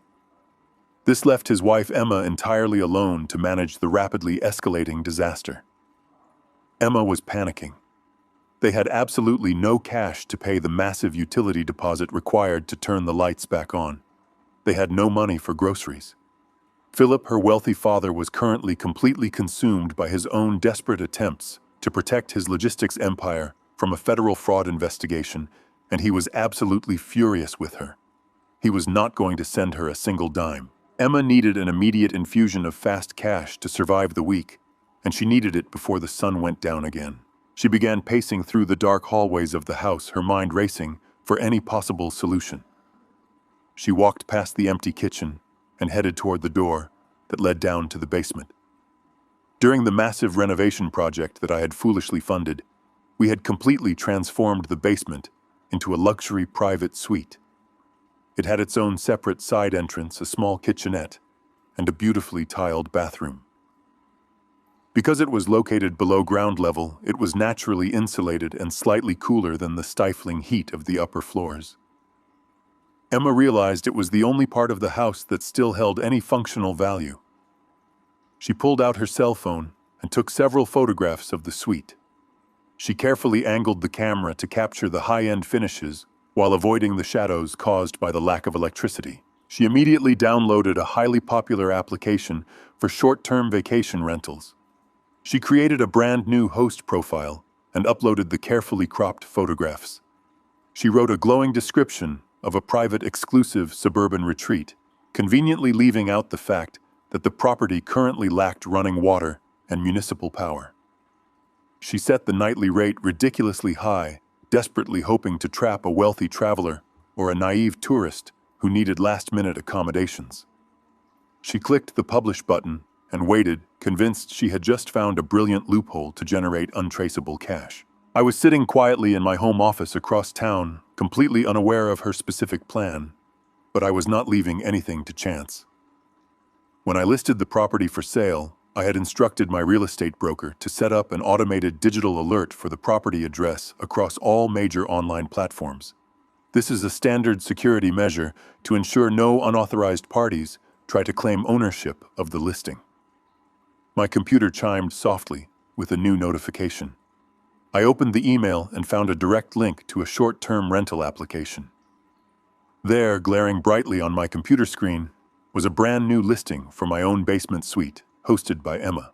Emma had grown up surrounded by wealth, but she had never bothered to educate herself on the tedious details of municipal law.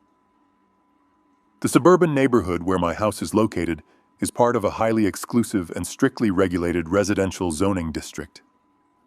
Years ago, the local city council passed a draconian ordinance completely banning all short-term commercial rentals. They did this to prevent investors from turning the quiet suburban streets into a rotating door for tourists and loud parties. Running an unauthorized commercial hotel out of a residential home in this specific neighborhood does not simply result in a polite warning letter from a homeowner association. It constitutes a severe municipal violation that carries an immediate crushing fine of $5,000 per occurrence, and it legally categorizes the entire property as an illegal commercial enterprise. I did not call Emma to demand she take the listing down. I did not call the local police. I reached for my phone and dialed the number for a private investigative firm that I had utilized for corporate background checks during my engineering career. I hired a highly experienced private investigator named Vance. I gave Vance very specific and clear instructions. I told him to create a guest account on the rental application and immediately book the basement suite for a single night. I authorized him to use my corporate credit card to pay whatever exorbitant fee Emma was demanding without any negotiation. I needed the digital paper trail of the financial transaction to be absolutely bulletproof. Within 10 minutes, Vance confirmed the booking was complete. Emma accepted the reservation almost instantly. She was undoubtedly thrilled by the sudden influx of cash hitting her account, completely oblivious to the fact that she had just accepted money from a licensed investigator hired by the very man she was trying to outsmart. She thought she was solving her immediate cash flow problem, but she was actually sealing her own fate. Later that evening, as the sun began to set, Vance pulled up to the house in an unmarked vehicle. He was wearing a discreet, high-definition hidden camera securely fastened to the lapel of his jacket. He walked up the driveway and met Emma near the side gate. Emma greeted him with a nervous smile, holding a heavy-duty battery-powered lantern. She spun a ridiculous lie about a temporary neighborhood power grid failure, assuring him the electricity would be restored shortly. She led him down the side path and unlocked the separate basement door. She handed him the key and quickly retreated back upstairs, eager to count her illegal earnings. Vance spent exactly 2 hours inside the basement suite. He did not sleep there. He conducted a thorough and methodical documentation process. He took crystal-clear photographs of the welcome manual Emma had left on the bedside table. He recorded video evidence of the dark, unpowered bathroom. He gathered screenshots of the digital transaction, confirming the commercial exchange of money for lodging. He compiled an airtight, unchallengeable portfolio, proving beyond any shadow of a doubt that Emma was actively operating an unauthorized commercial business on a strictly residential property. First thing, the following morning, Vance drove directly to the Municipal Code Enforcement Office in the city center. He did not file an anonymous tip. He walked right up to the front desk and handed the chief inspector the entire physical portfolio of evidence. The inspector reviewed the digital receipts, the photographs, and the detailed incident report. Because the evidence was absolute and undeniable, the city authorities bypassed their standard warning protocol. They issued an immediate maximum-level municipal code violation. Within the hour, a city enforcement officer drove to the property and stapled a massive bright orange notice of illegal commercial activity directly onto the front door of the house. The heavy fine attached to the orange paper was staggering, but the fine was completely irrelevant to my overall strategy. The true devastating power of that orange notice was entirely legal. Vance sent a scanned copy of the official city violation directly to my email inbox. I forwarded it immediately to my corporate attorney, Cameron Reed. Cameron called me back less than 5 minutes later, his voice resonating with deep professional satisfaction. Emma had previously produced a forged 5-year lease, hoping to use the slow, bureaucratic delays of the standard housing court to drag out the residential eviction process for months. But by illegally renting out the basement for fast cash, she had completely altered the legal classification of the entire dispute. Cameron explained that under our specific state property laws, conducting documented illegal commercial activity on a residential premise automatically and permanently invalidates any existing residential lease, regardless of whether that lease is genuine or forged. It completely strips the occupants of their standard tenant protections. Because Emma had turned the house into an illegal commercial enterprise, Cameron now had the absolute legal authority to bypass the sluggish housing court entirely. He informed me that he was marching straight into a judge's chamber to file an emergency commercial detainer. Emma thought her quick thinking had saved her lifestyle, but she had just handed my lawyer the exact airtight legal weapon he needed to execute an emergency 48-hour eviction. The final countdown on their fake suburban kingdom had officially begun. The 48-hour emergency commercial eviction clock ran out at exactly 9 in the morning. I parked my car at the end of the suburban cul-de-sac and walked the remaining distance to the property. I stood on the public sidewalk across the street, leaning against a large oak tree. I wanted to witness the absolute finality of this chapter. The neighborhood was quiet, completely unaware of the legal guillotine that was about to drop. Precisely at 9:15, a white county sheriff cruiser pulled onto the street and parked directly in the driveway. 2 deputies stepped out. They were heavy-set men wearing tactical vests and carrying thick metal clipboards. They did not look like men who were there to negotiate. They walked up the stone pathway that I had paid for, completely ignoring the gutted, empty kitchen visible through the front windows. The lead deputy pounded his heavy fist against the front door.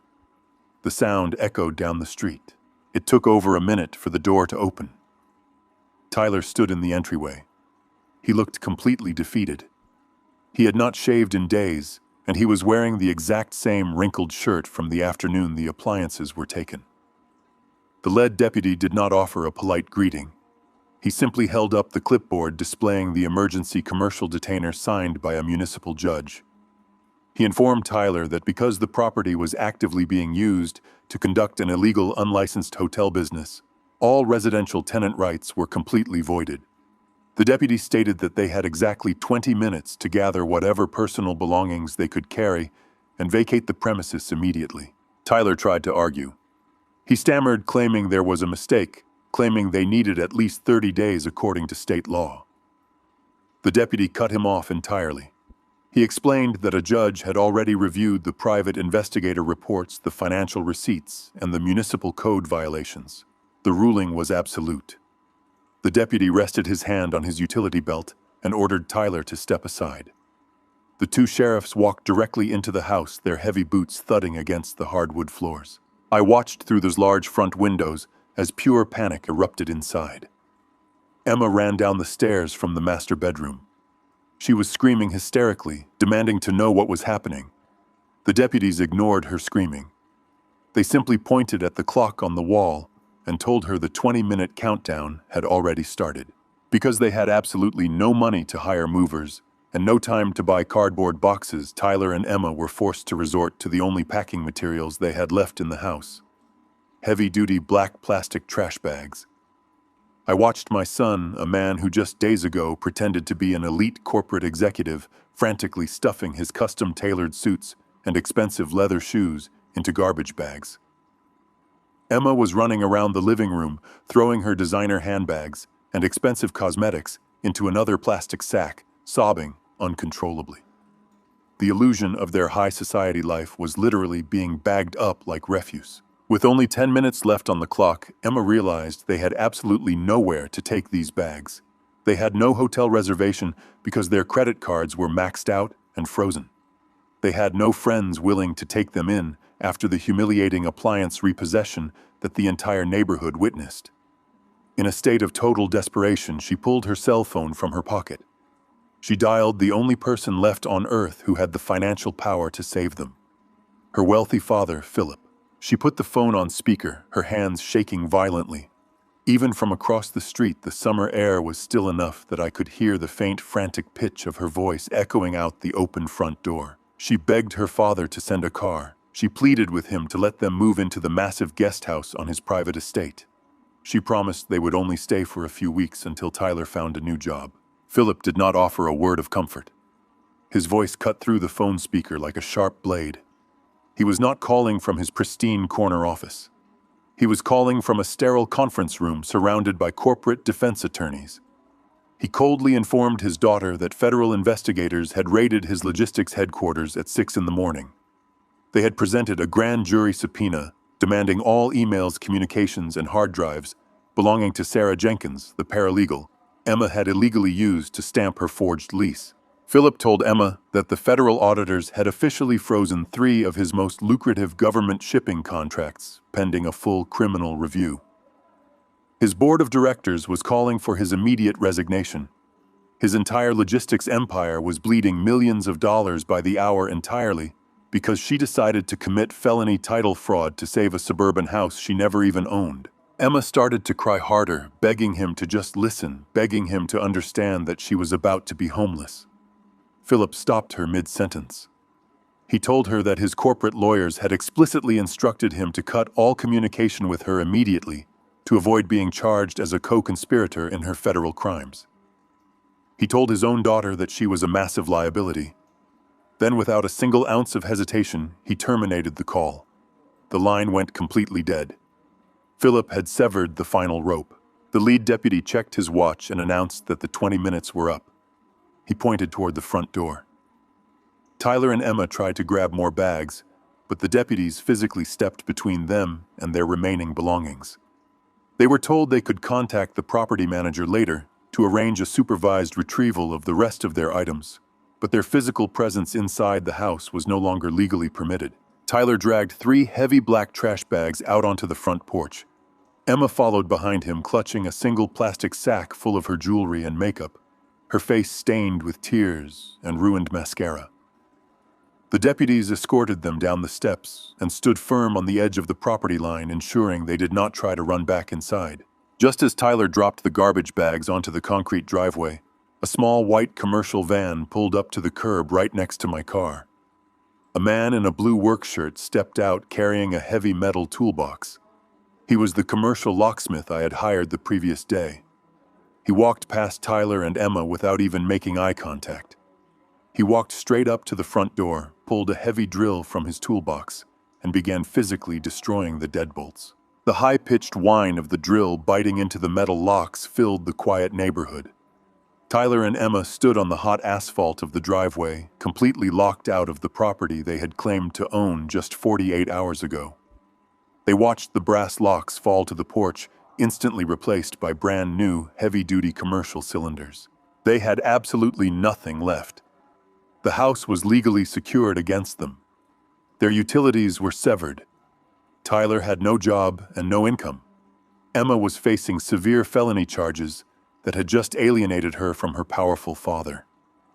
They stood surrounded by black garbage bags filled with wrinkled luxury clothes, staring at a house they could never enter again. They were completely stranded, entirely bankrupt, and entirely alone on the sidewalk.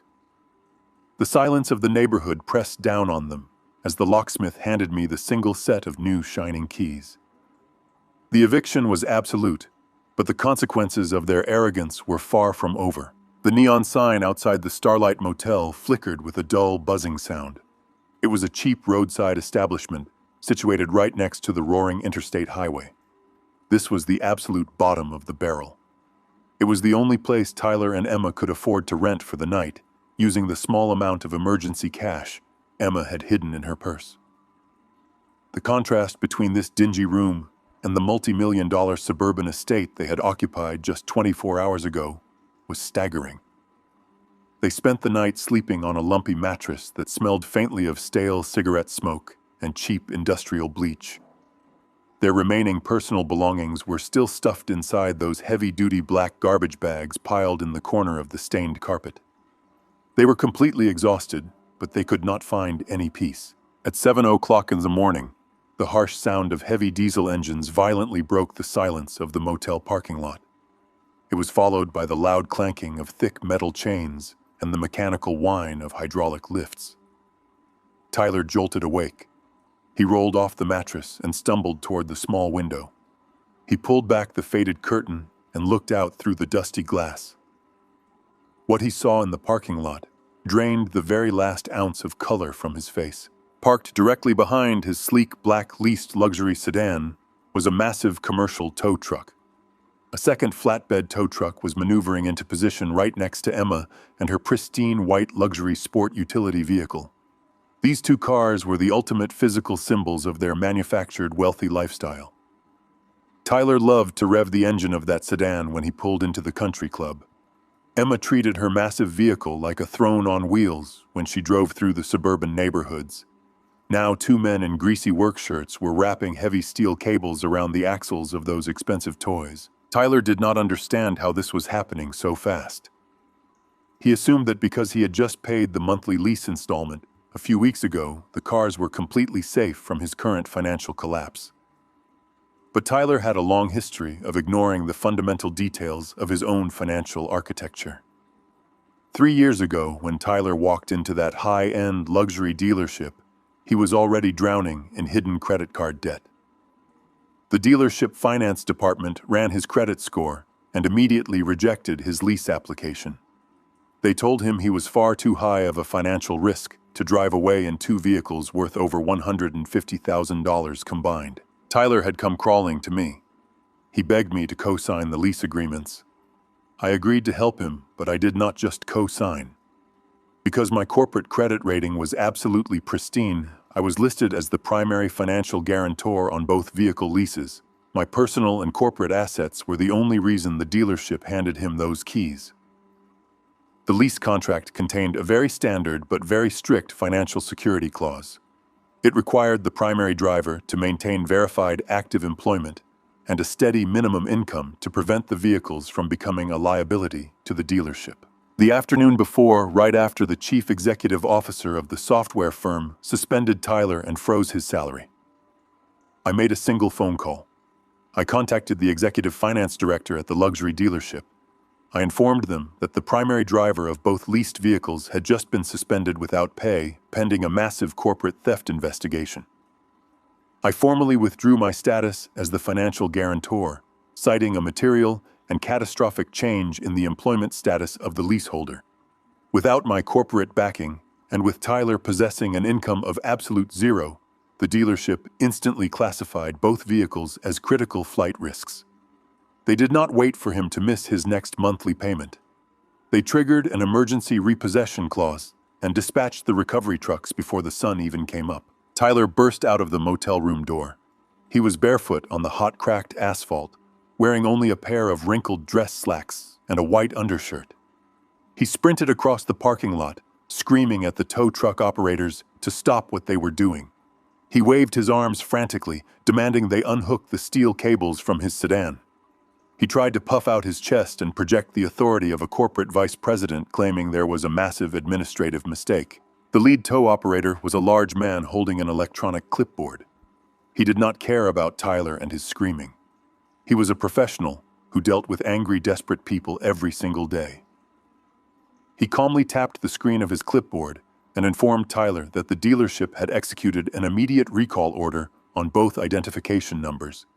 He stated that the only way to stop the physical removal of the vehicles was to pay the entire remaining balance of both leases in full right there on the spot, including the overnight dispatch and repossession fees. Tyler actually believed he could buy his way out of the situation.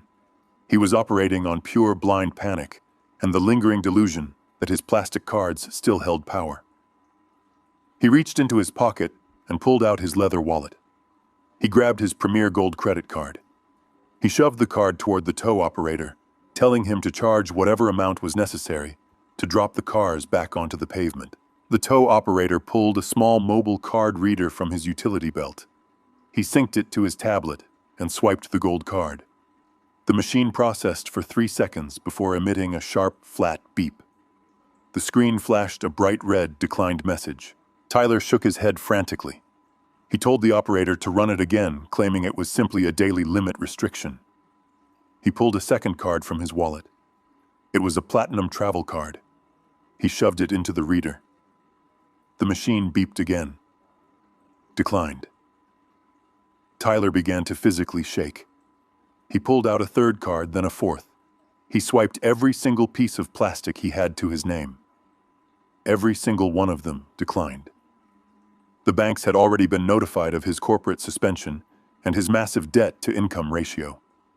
Their algorithms had completely frozen his accounts to prevent him from defaulting on any further massive charges. His lines of credit were entirely dead. Emma stood in the open doorway of the dingy motel room. She watched in absolute horror as her husband completely failed to protect their final remaining assets.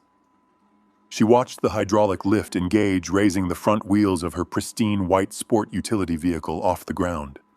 She watched the winch pull Tyler and his beloved black sedan up onto the tilted flatbed of the second truck. She realized in that exact moment that they were no longer just homeless. They were completely stripped of their mobility. The tow operator handed Tyler a printed receipt of the repossession. He did not offer any sympathy. He simply turned around, climbed up into the cab of his heavy truck, and started the engine. Tyler stood frozen on the asphalt, watching the 2 commercial vehicles pull out of the motel parking lot and merge onto the roaring interstate highway. They carried away the very last physical remnants of his manufactured high society life. Tyler was left standing in the dust and the exhaust fumes. The morning sun was beating down on his bare feet. He looked down at the handful of useless plastic credit cards scattered on the ground around him. He looked over at Emma, who was staring back at him with an expression of pure, unadulterated disgust. They had no house to return to. They had no jobs to generate income. They had no wealthy family members willing to answer their phone calls. And now they had absolutely no vehicles to drive. They were completely stranded at a cheap roadside motel on the edge of the city, entirely immobilized by the devastating consequences of their own arrogance. The glass doors of the corporate law firm slid open with a soft, mechanical whisper. I was sitting in the main conference room with my attorney, Cameron Reed. The room was designed to intimidate. It featured a massive, polished mahogany table, heavy leather chairs, and floor-to-ceiling windows overlooking the city skyline. It was an environment of absolute corporate power. At exactly 10 o'clock in the morning, the receptionist escorted Tyler and Emma into the room. They looked absolutely ruined.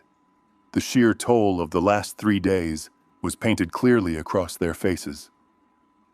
Tyler was still wearing the same dress pants from the morning of the eviction, now heavily wrinkled and stained from sitting on the dusty asphalt of the motel parking lot.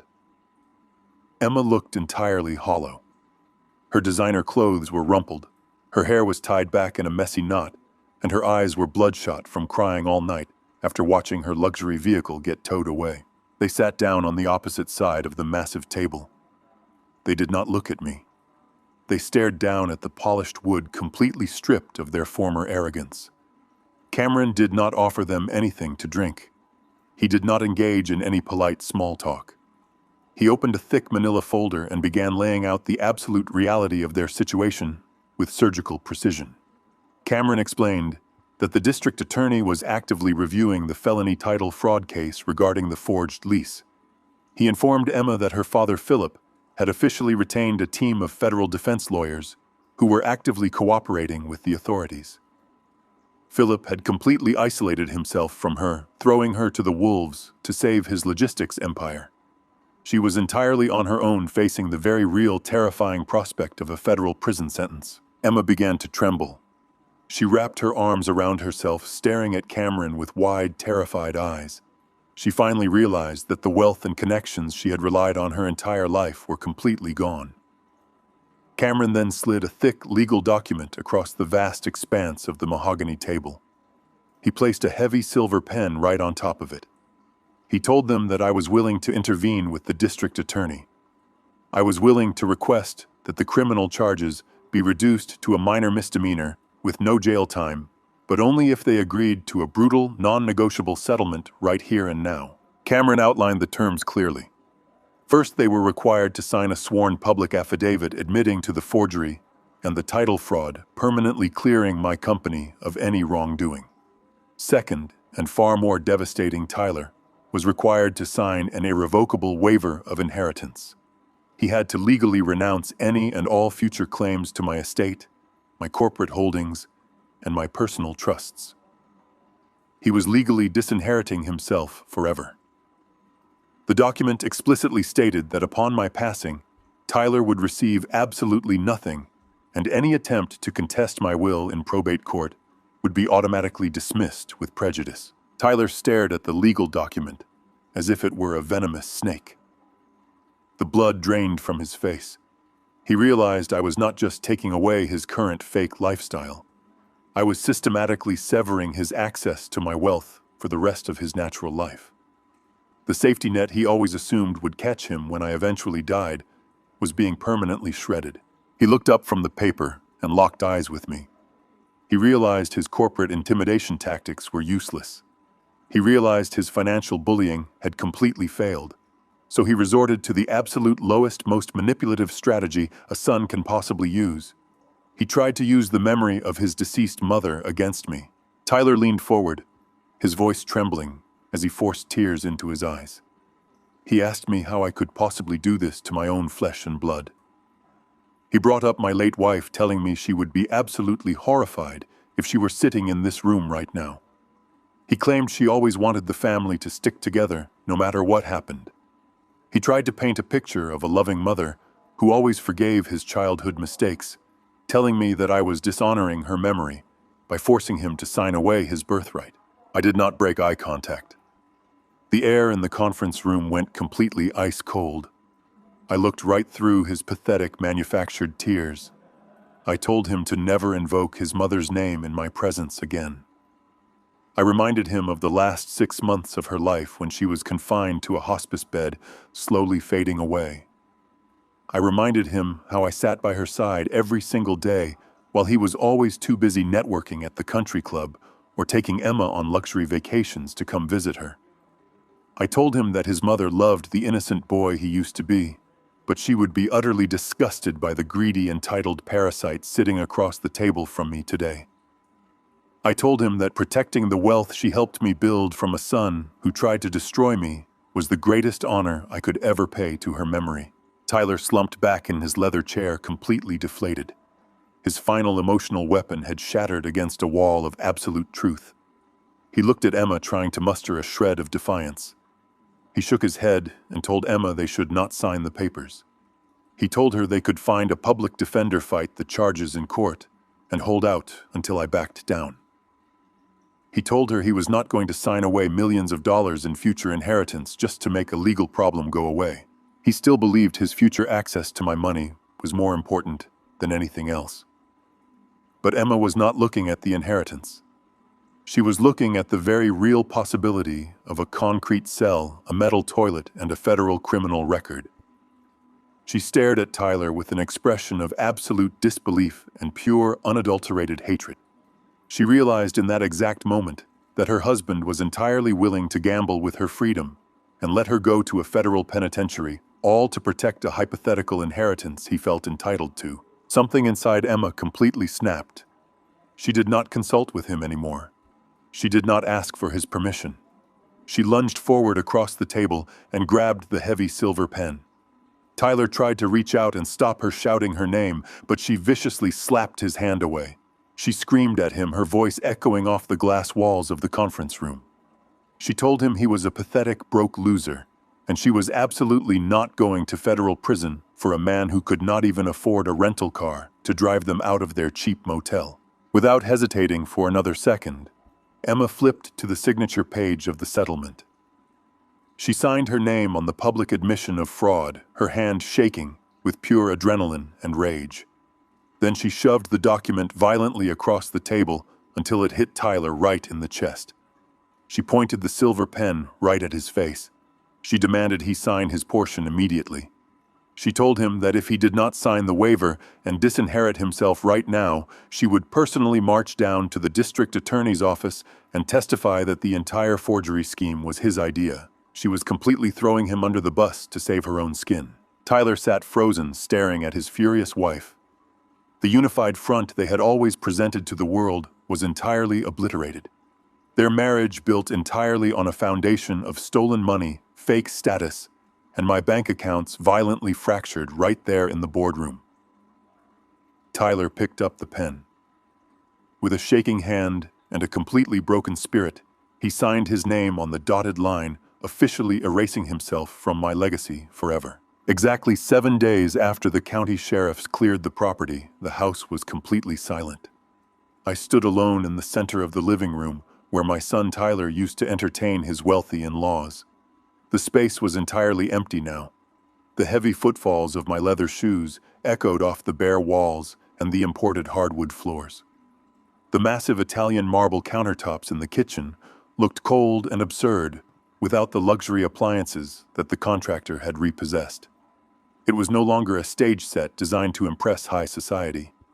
It was just an empty shell of wood and stone stripped of all its manufactured prestige. I walked over to the large front window and looked out at the street. The heavy commercial deadbolts the locksmith installed kept the past firmly locked out.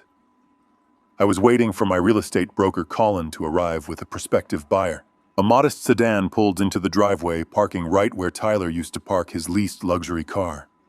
Colin stepped out, followed by a young couple. They did not look like the typical buyers who scouted this exclusive suburban neighborhood. They were not wearing designer clothes or flashing expensive watches. The young man wore a faded denim work shirt and heavy steel-toed boots. The young woman wore simple slacks and carried a well-worn leather tote bag.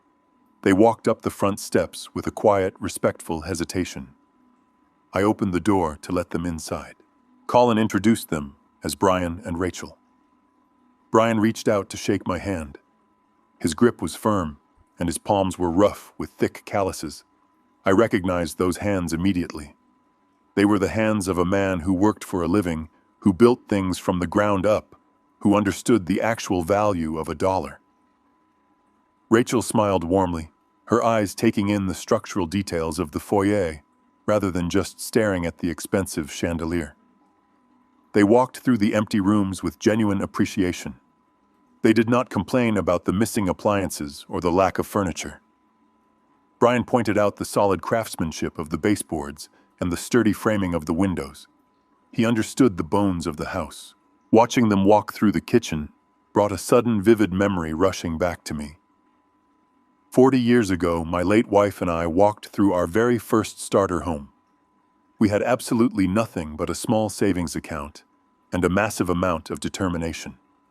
We worked double shifts to afford our mortgage. We painted our own walls and fixed our own plumbing. We built our life block by block with absolute integrity. Tyler never understood that kind of grit. He was born after my engineering firm became successful. He grew up in a comfortable house with a full refrigerator and a paid-off college tuition. He looked at wealth as an automatic birthright, rather than a byproduct of relentless hard work. He expected the world to hand him the keys to a kingdom he did absolutely nothing to earn. Brian and Rachel were the exact opposite. They were the people Tyler pretended to be better than. After completing the tour, they stood in the living room with Colin.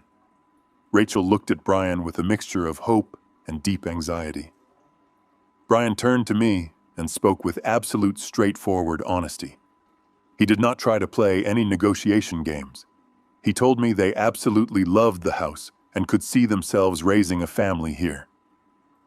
He explained that they owned a small, independent landscaping business that they had spent the last 5 years building from scratch. They had recently sold a major portion of their commercial contracts and liquidated all their assets to finally buy a home in a safe neighborhood. However, Brian looked me right in the eye and admitted they had a major financial problem. He told me their absolute maximum budget was $40,000 short of my current asking price. He did not ask for a favor. He did not try to manipulate me with a sob story. He simply laid out his financial reality with complete dignity. He said they could not secure a traditional mortgage to cover the difference because their business income fluctuated too much for the big banks to approve them. But he offered me everything they had in pure liquid cash. No bank approvals, no financing contingencies, no prolonged waiting periods. A clean, simple cash transfer directly into my corporate accounts. Colin, the real estate broker, immediately stepped in to protect his commission. He pulled me aside and whispered that we should absolutely reject the offer. Colin reminded me that the real estate market was incredibly hot, and if we simply left the sign in the yard for another 2 weeks, we could easily get the full asking price or even spark a bidding war among wealthier buyers. From a strictly financial perspective, Colin was entirely correct. Accepting their lower offer meant leaving a substantial amount of money on the table, but Colin did not understand the true currency of this specific transaction. This house was never really about the money for me. It was a physical monument to my son's entitlement. It was the fortress where he tried to erase me from my grandson's life. Tyler firmly believed that no matter what happened, this property would always belong to him in the end. He assumed that eventually I would forgive him, soften up, and hand him back the keys. He believed his bloodline guaranteed his ownership. I turned away from Colin and walked back over to Brian and Rachel. I looked at the calluses on Brian's hands and the hopeful, honest expression on Rachel's face. I realized that the absolute greatest justice I could ever deliver was not just kicking Tyler out. It was taking the very asset he felt entitled to and handing it directly to people who actually deserved it. I wanted this house to belong to someone who knew the value of hard work. I extended my hand toward Brian. I told him I would accept his lower offer on one specific condition. I demanded that we bypass the standard 30-day escrow period and close the entire transaction in exactly 5 days. I wanted the deed transferred, the cash wired, and the legal ownership permanently severed before the end of the week. Brian stared at me in absolute shock for a fraction of a second, before his face broke into a massive smile. He grabbed my hand and shook it firmly, agreeing to the terms without a single moment of hesitation. Rachel covered her mouth with her hands, her eyes filling with tears of genuine gratitude. They had just secured their dream home, and I had just secured the absolute finality of my strategy. 5 days later, I sat in the sterile conference room of a local title company. The air conditioning hummed quietly as the clerk sorted through thick stacks of closing documents. Brian and Rachel sat across from me, signing a mountain of legal papers with eager, trembling hands. Every single signature they placed on those pages drove another nail into the coffin of my son's fake lifestyle. The title agent stamped the final page and pushed it across the heavy wooden desk to me. I picked up the pen and signed my name, releasing the deed from my corporate holdings forever. My phone vibrated in my pocket with an automated alert from my bank, confirming a massive inbound wire transfer of pure cash. The transaction was fully complete. The house was officially gone. The physical ground that Tyler used to stand on when he demanded I stay away from my family was permanently sold to strangers. There was no going back, no chance of reconciliation, and absolutely nothing left for him to inherit. Exactly 1 year has passed since the morning the heavy commercial deadbolts locked my son out of his manufactured suburban kingdom. Today the air smells entirely different. I am not standing on a hot asphalt driveway surrounded by garbage bags and repossession trucks. I am sitting comfortably in the front row of a massive steel auditorium. The building is a converted airplane hangar attached to the State Aviation Mechanic Academy. The air smells faintly of aviation fuel and polished concrete. It is the smell of honest labor and real tangible skills. The metal folding chair beneath me is not luxurious, but it feels infinitely better than the expensive leather seating at any five-star restaurant. I am surrounded by proud working-class families who sacrificed everything to see their children succeed. There are no fake society smiles here. There is no wealthy father-in-law judging the cost of my suit. There is only genuine, unpretentious pride. The dean of the academy steps up to the wooden podium. He adjusts the microphone and begins to announce the names of the graduating class. I lean forward, resting my hands on my knees. When he calls the name Jackson, my heart swells with a profound sense of absolute triumph. My grandson walks across the wide wooden stage. He is not wearing an expensive designer suit. He is wearing the crisp, dark blue uniform of a certified aviation mechanic. He stands tall, his shoulders broad and confident. He has spent the last 12 months tearing down complex turbine engines and rebuilding them with his own two hands. He graduated at the very top of his class, earning the highest technical certification the academy offers. He accepts his diploma with a firm handshake, looking directly into the eyes of his instructors with absolute respect. I look at the empty folding chairs on either side of me. Tyler and Emma are not here to witness their son's greatest achievement. They are not even in the same city. The pressure cooker of absolute poverty completely destroyed their marriage just weeks after the eviction. When the money vanished, the thin veneer of their relationship immediately shattered. They spent their final days together in a cheap apartment screaming at each other and blaming one another for their catastrophic downfall. Their divorce was finalized 6 months ago.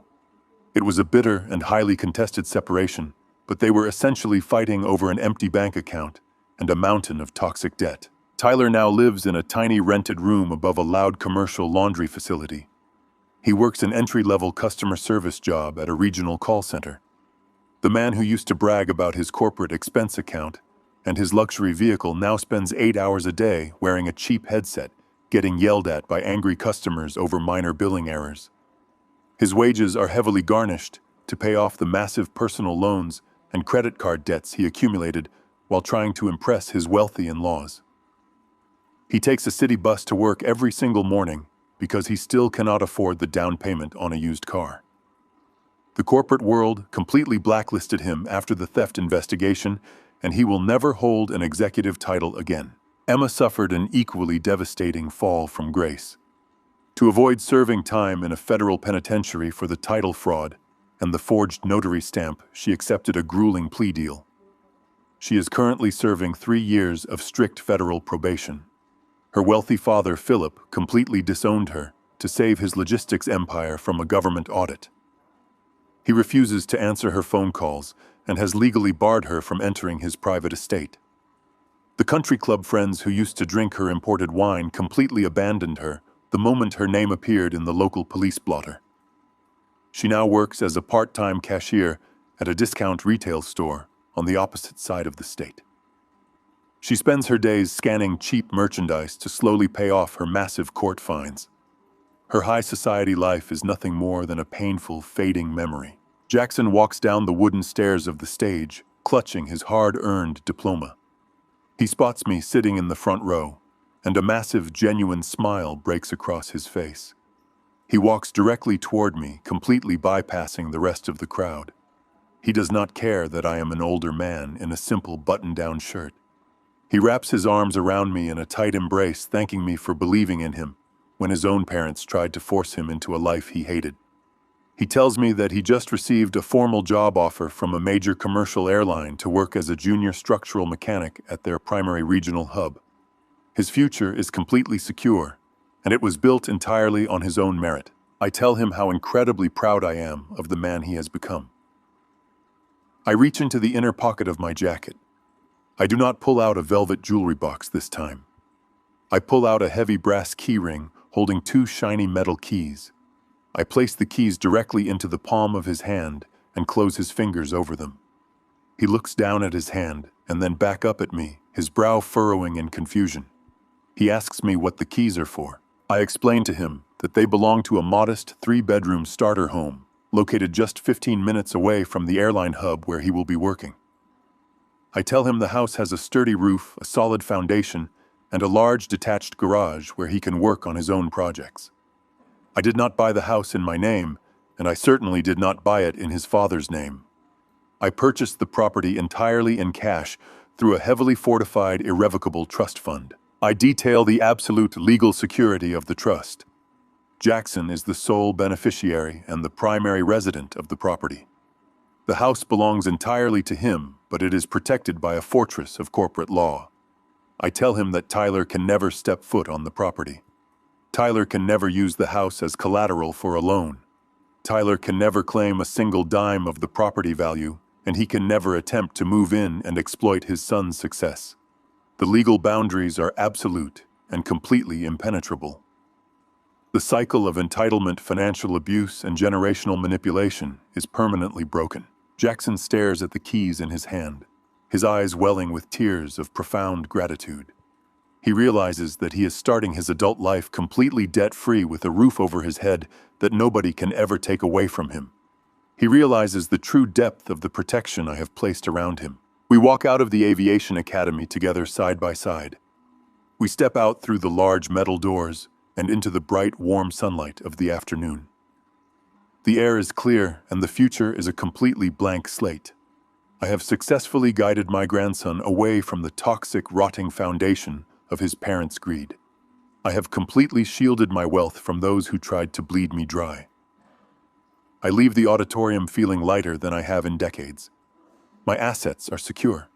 My family legacy is resting in the capable, honest hands of a young man who truly understands the value of hard work.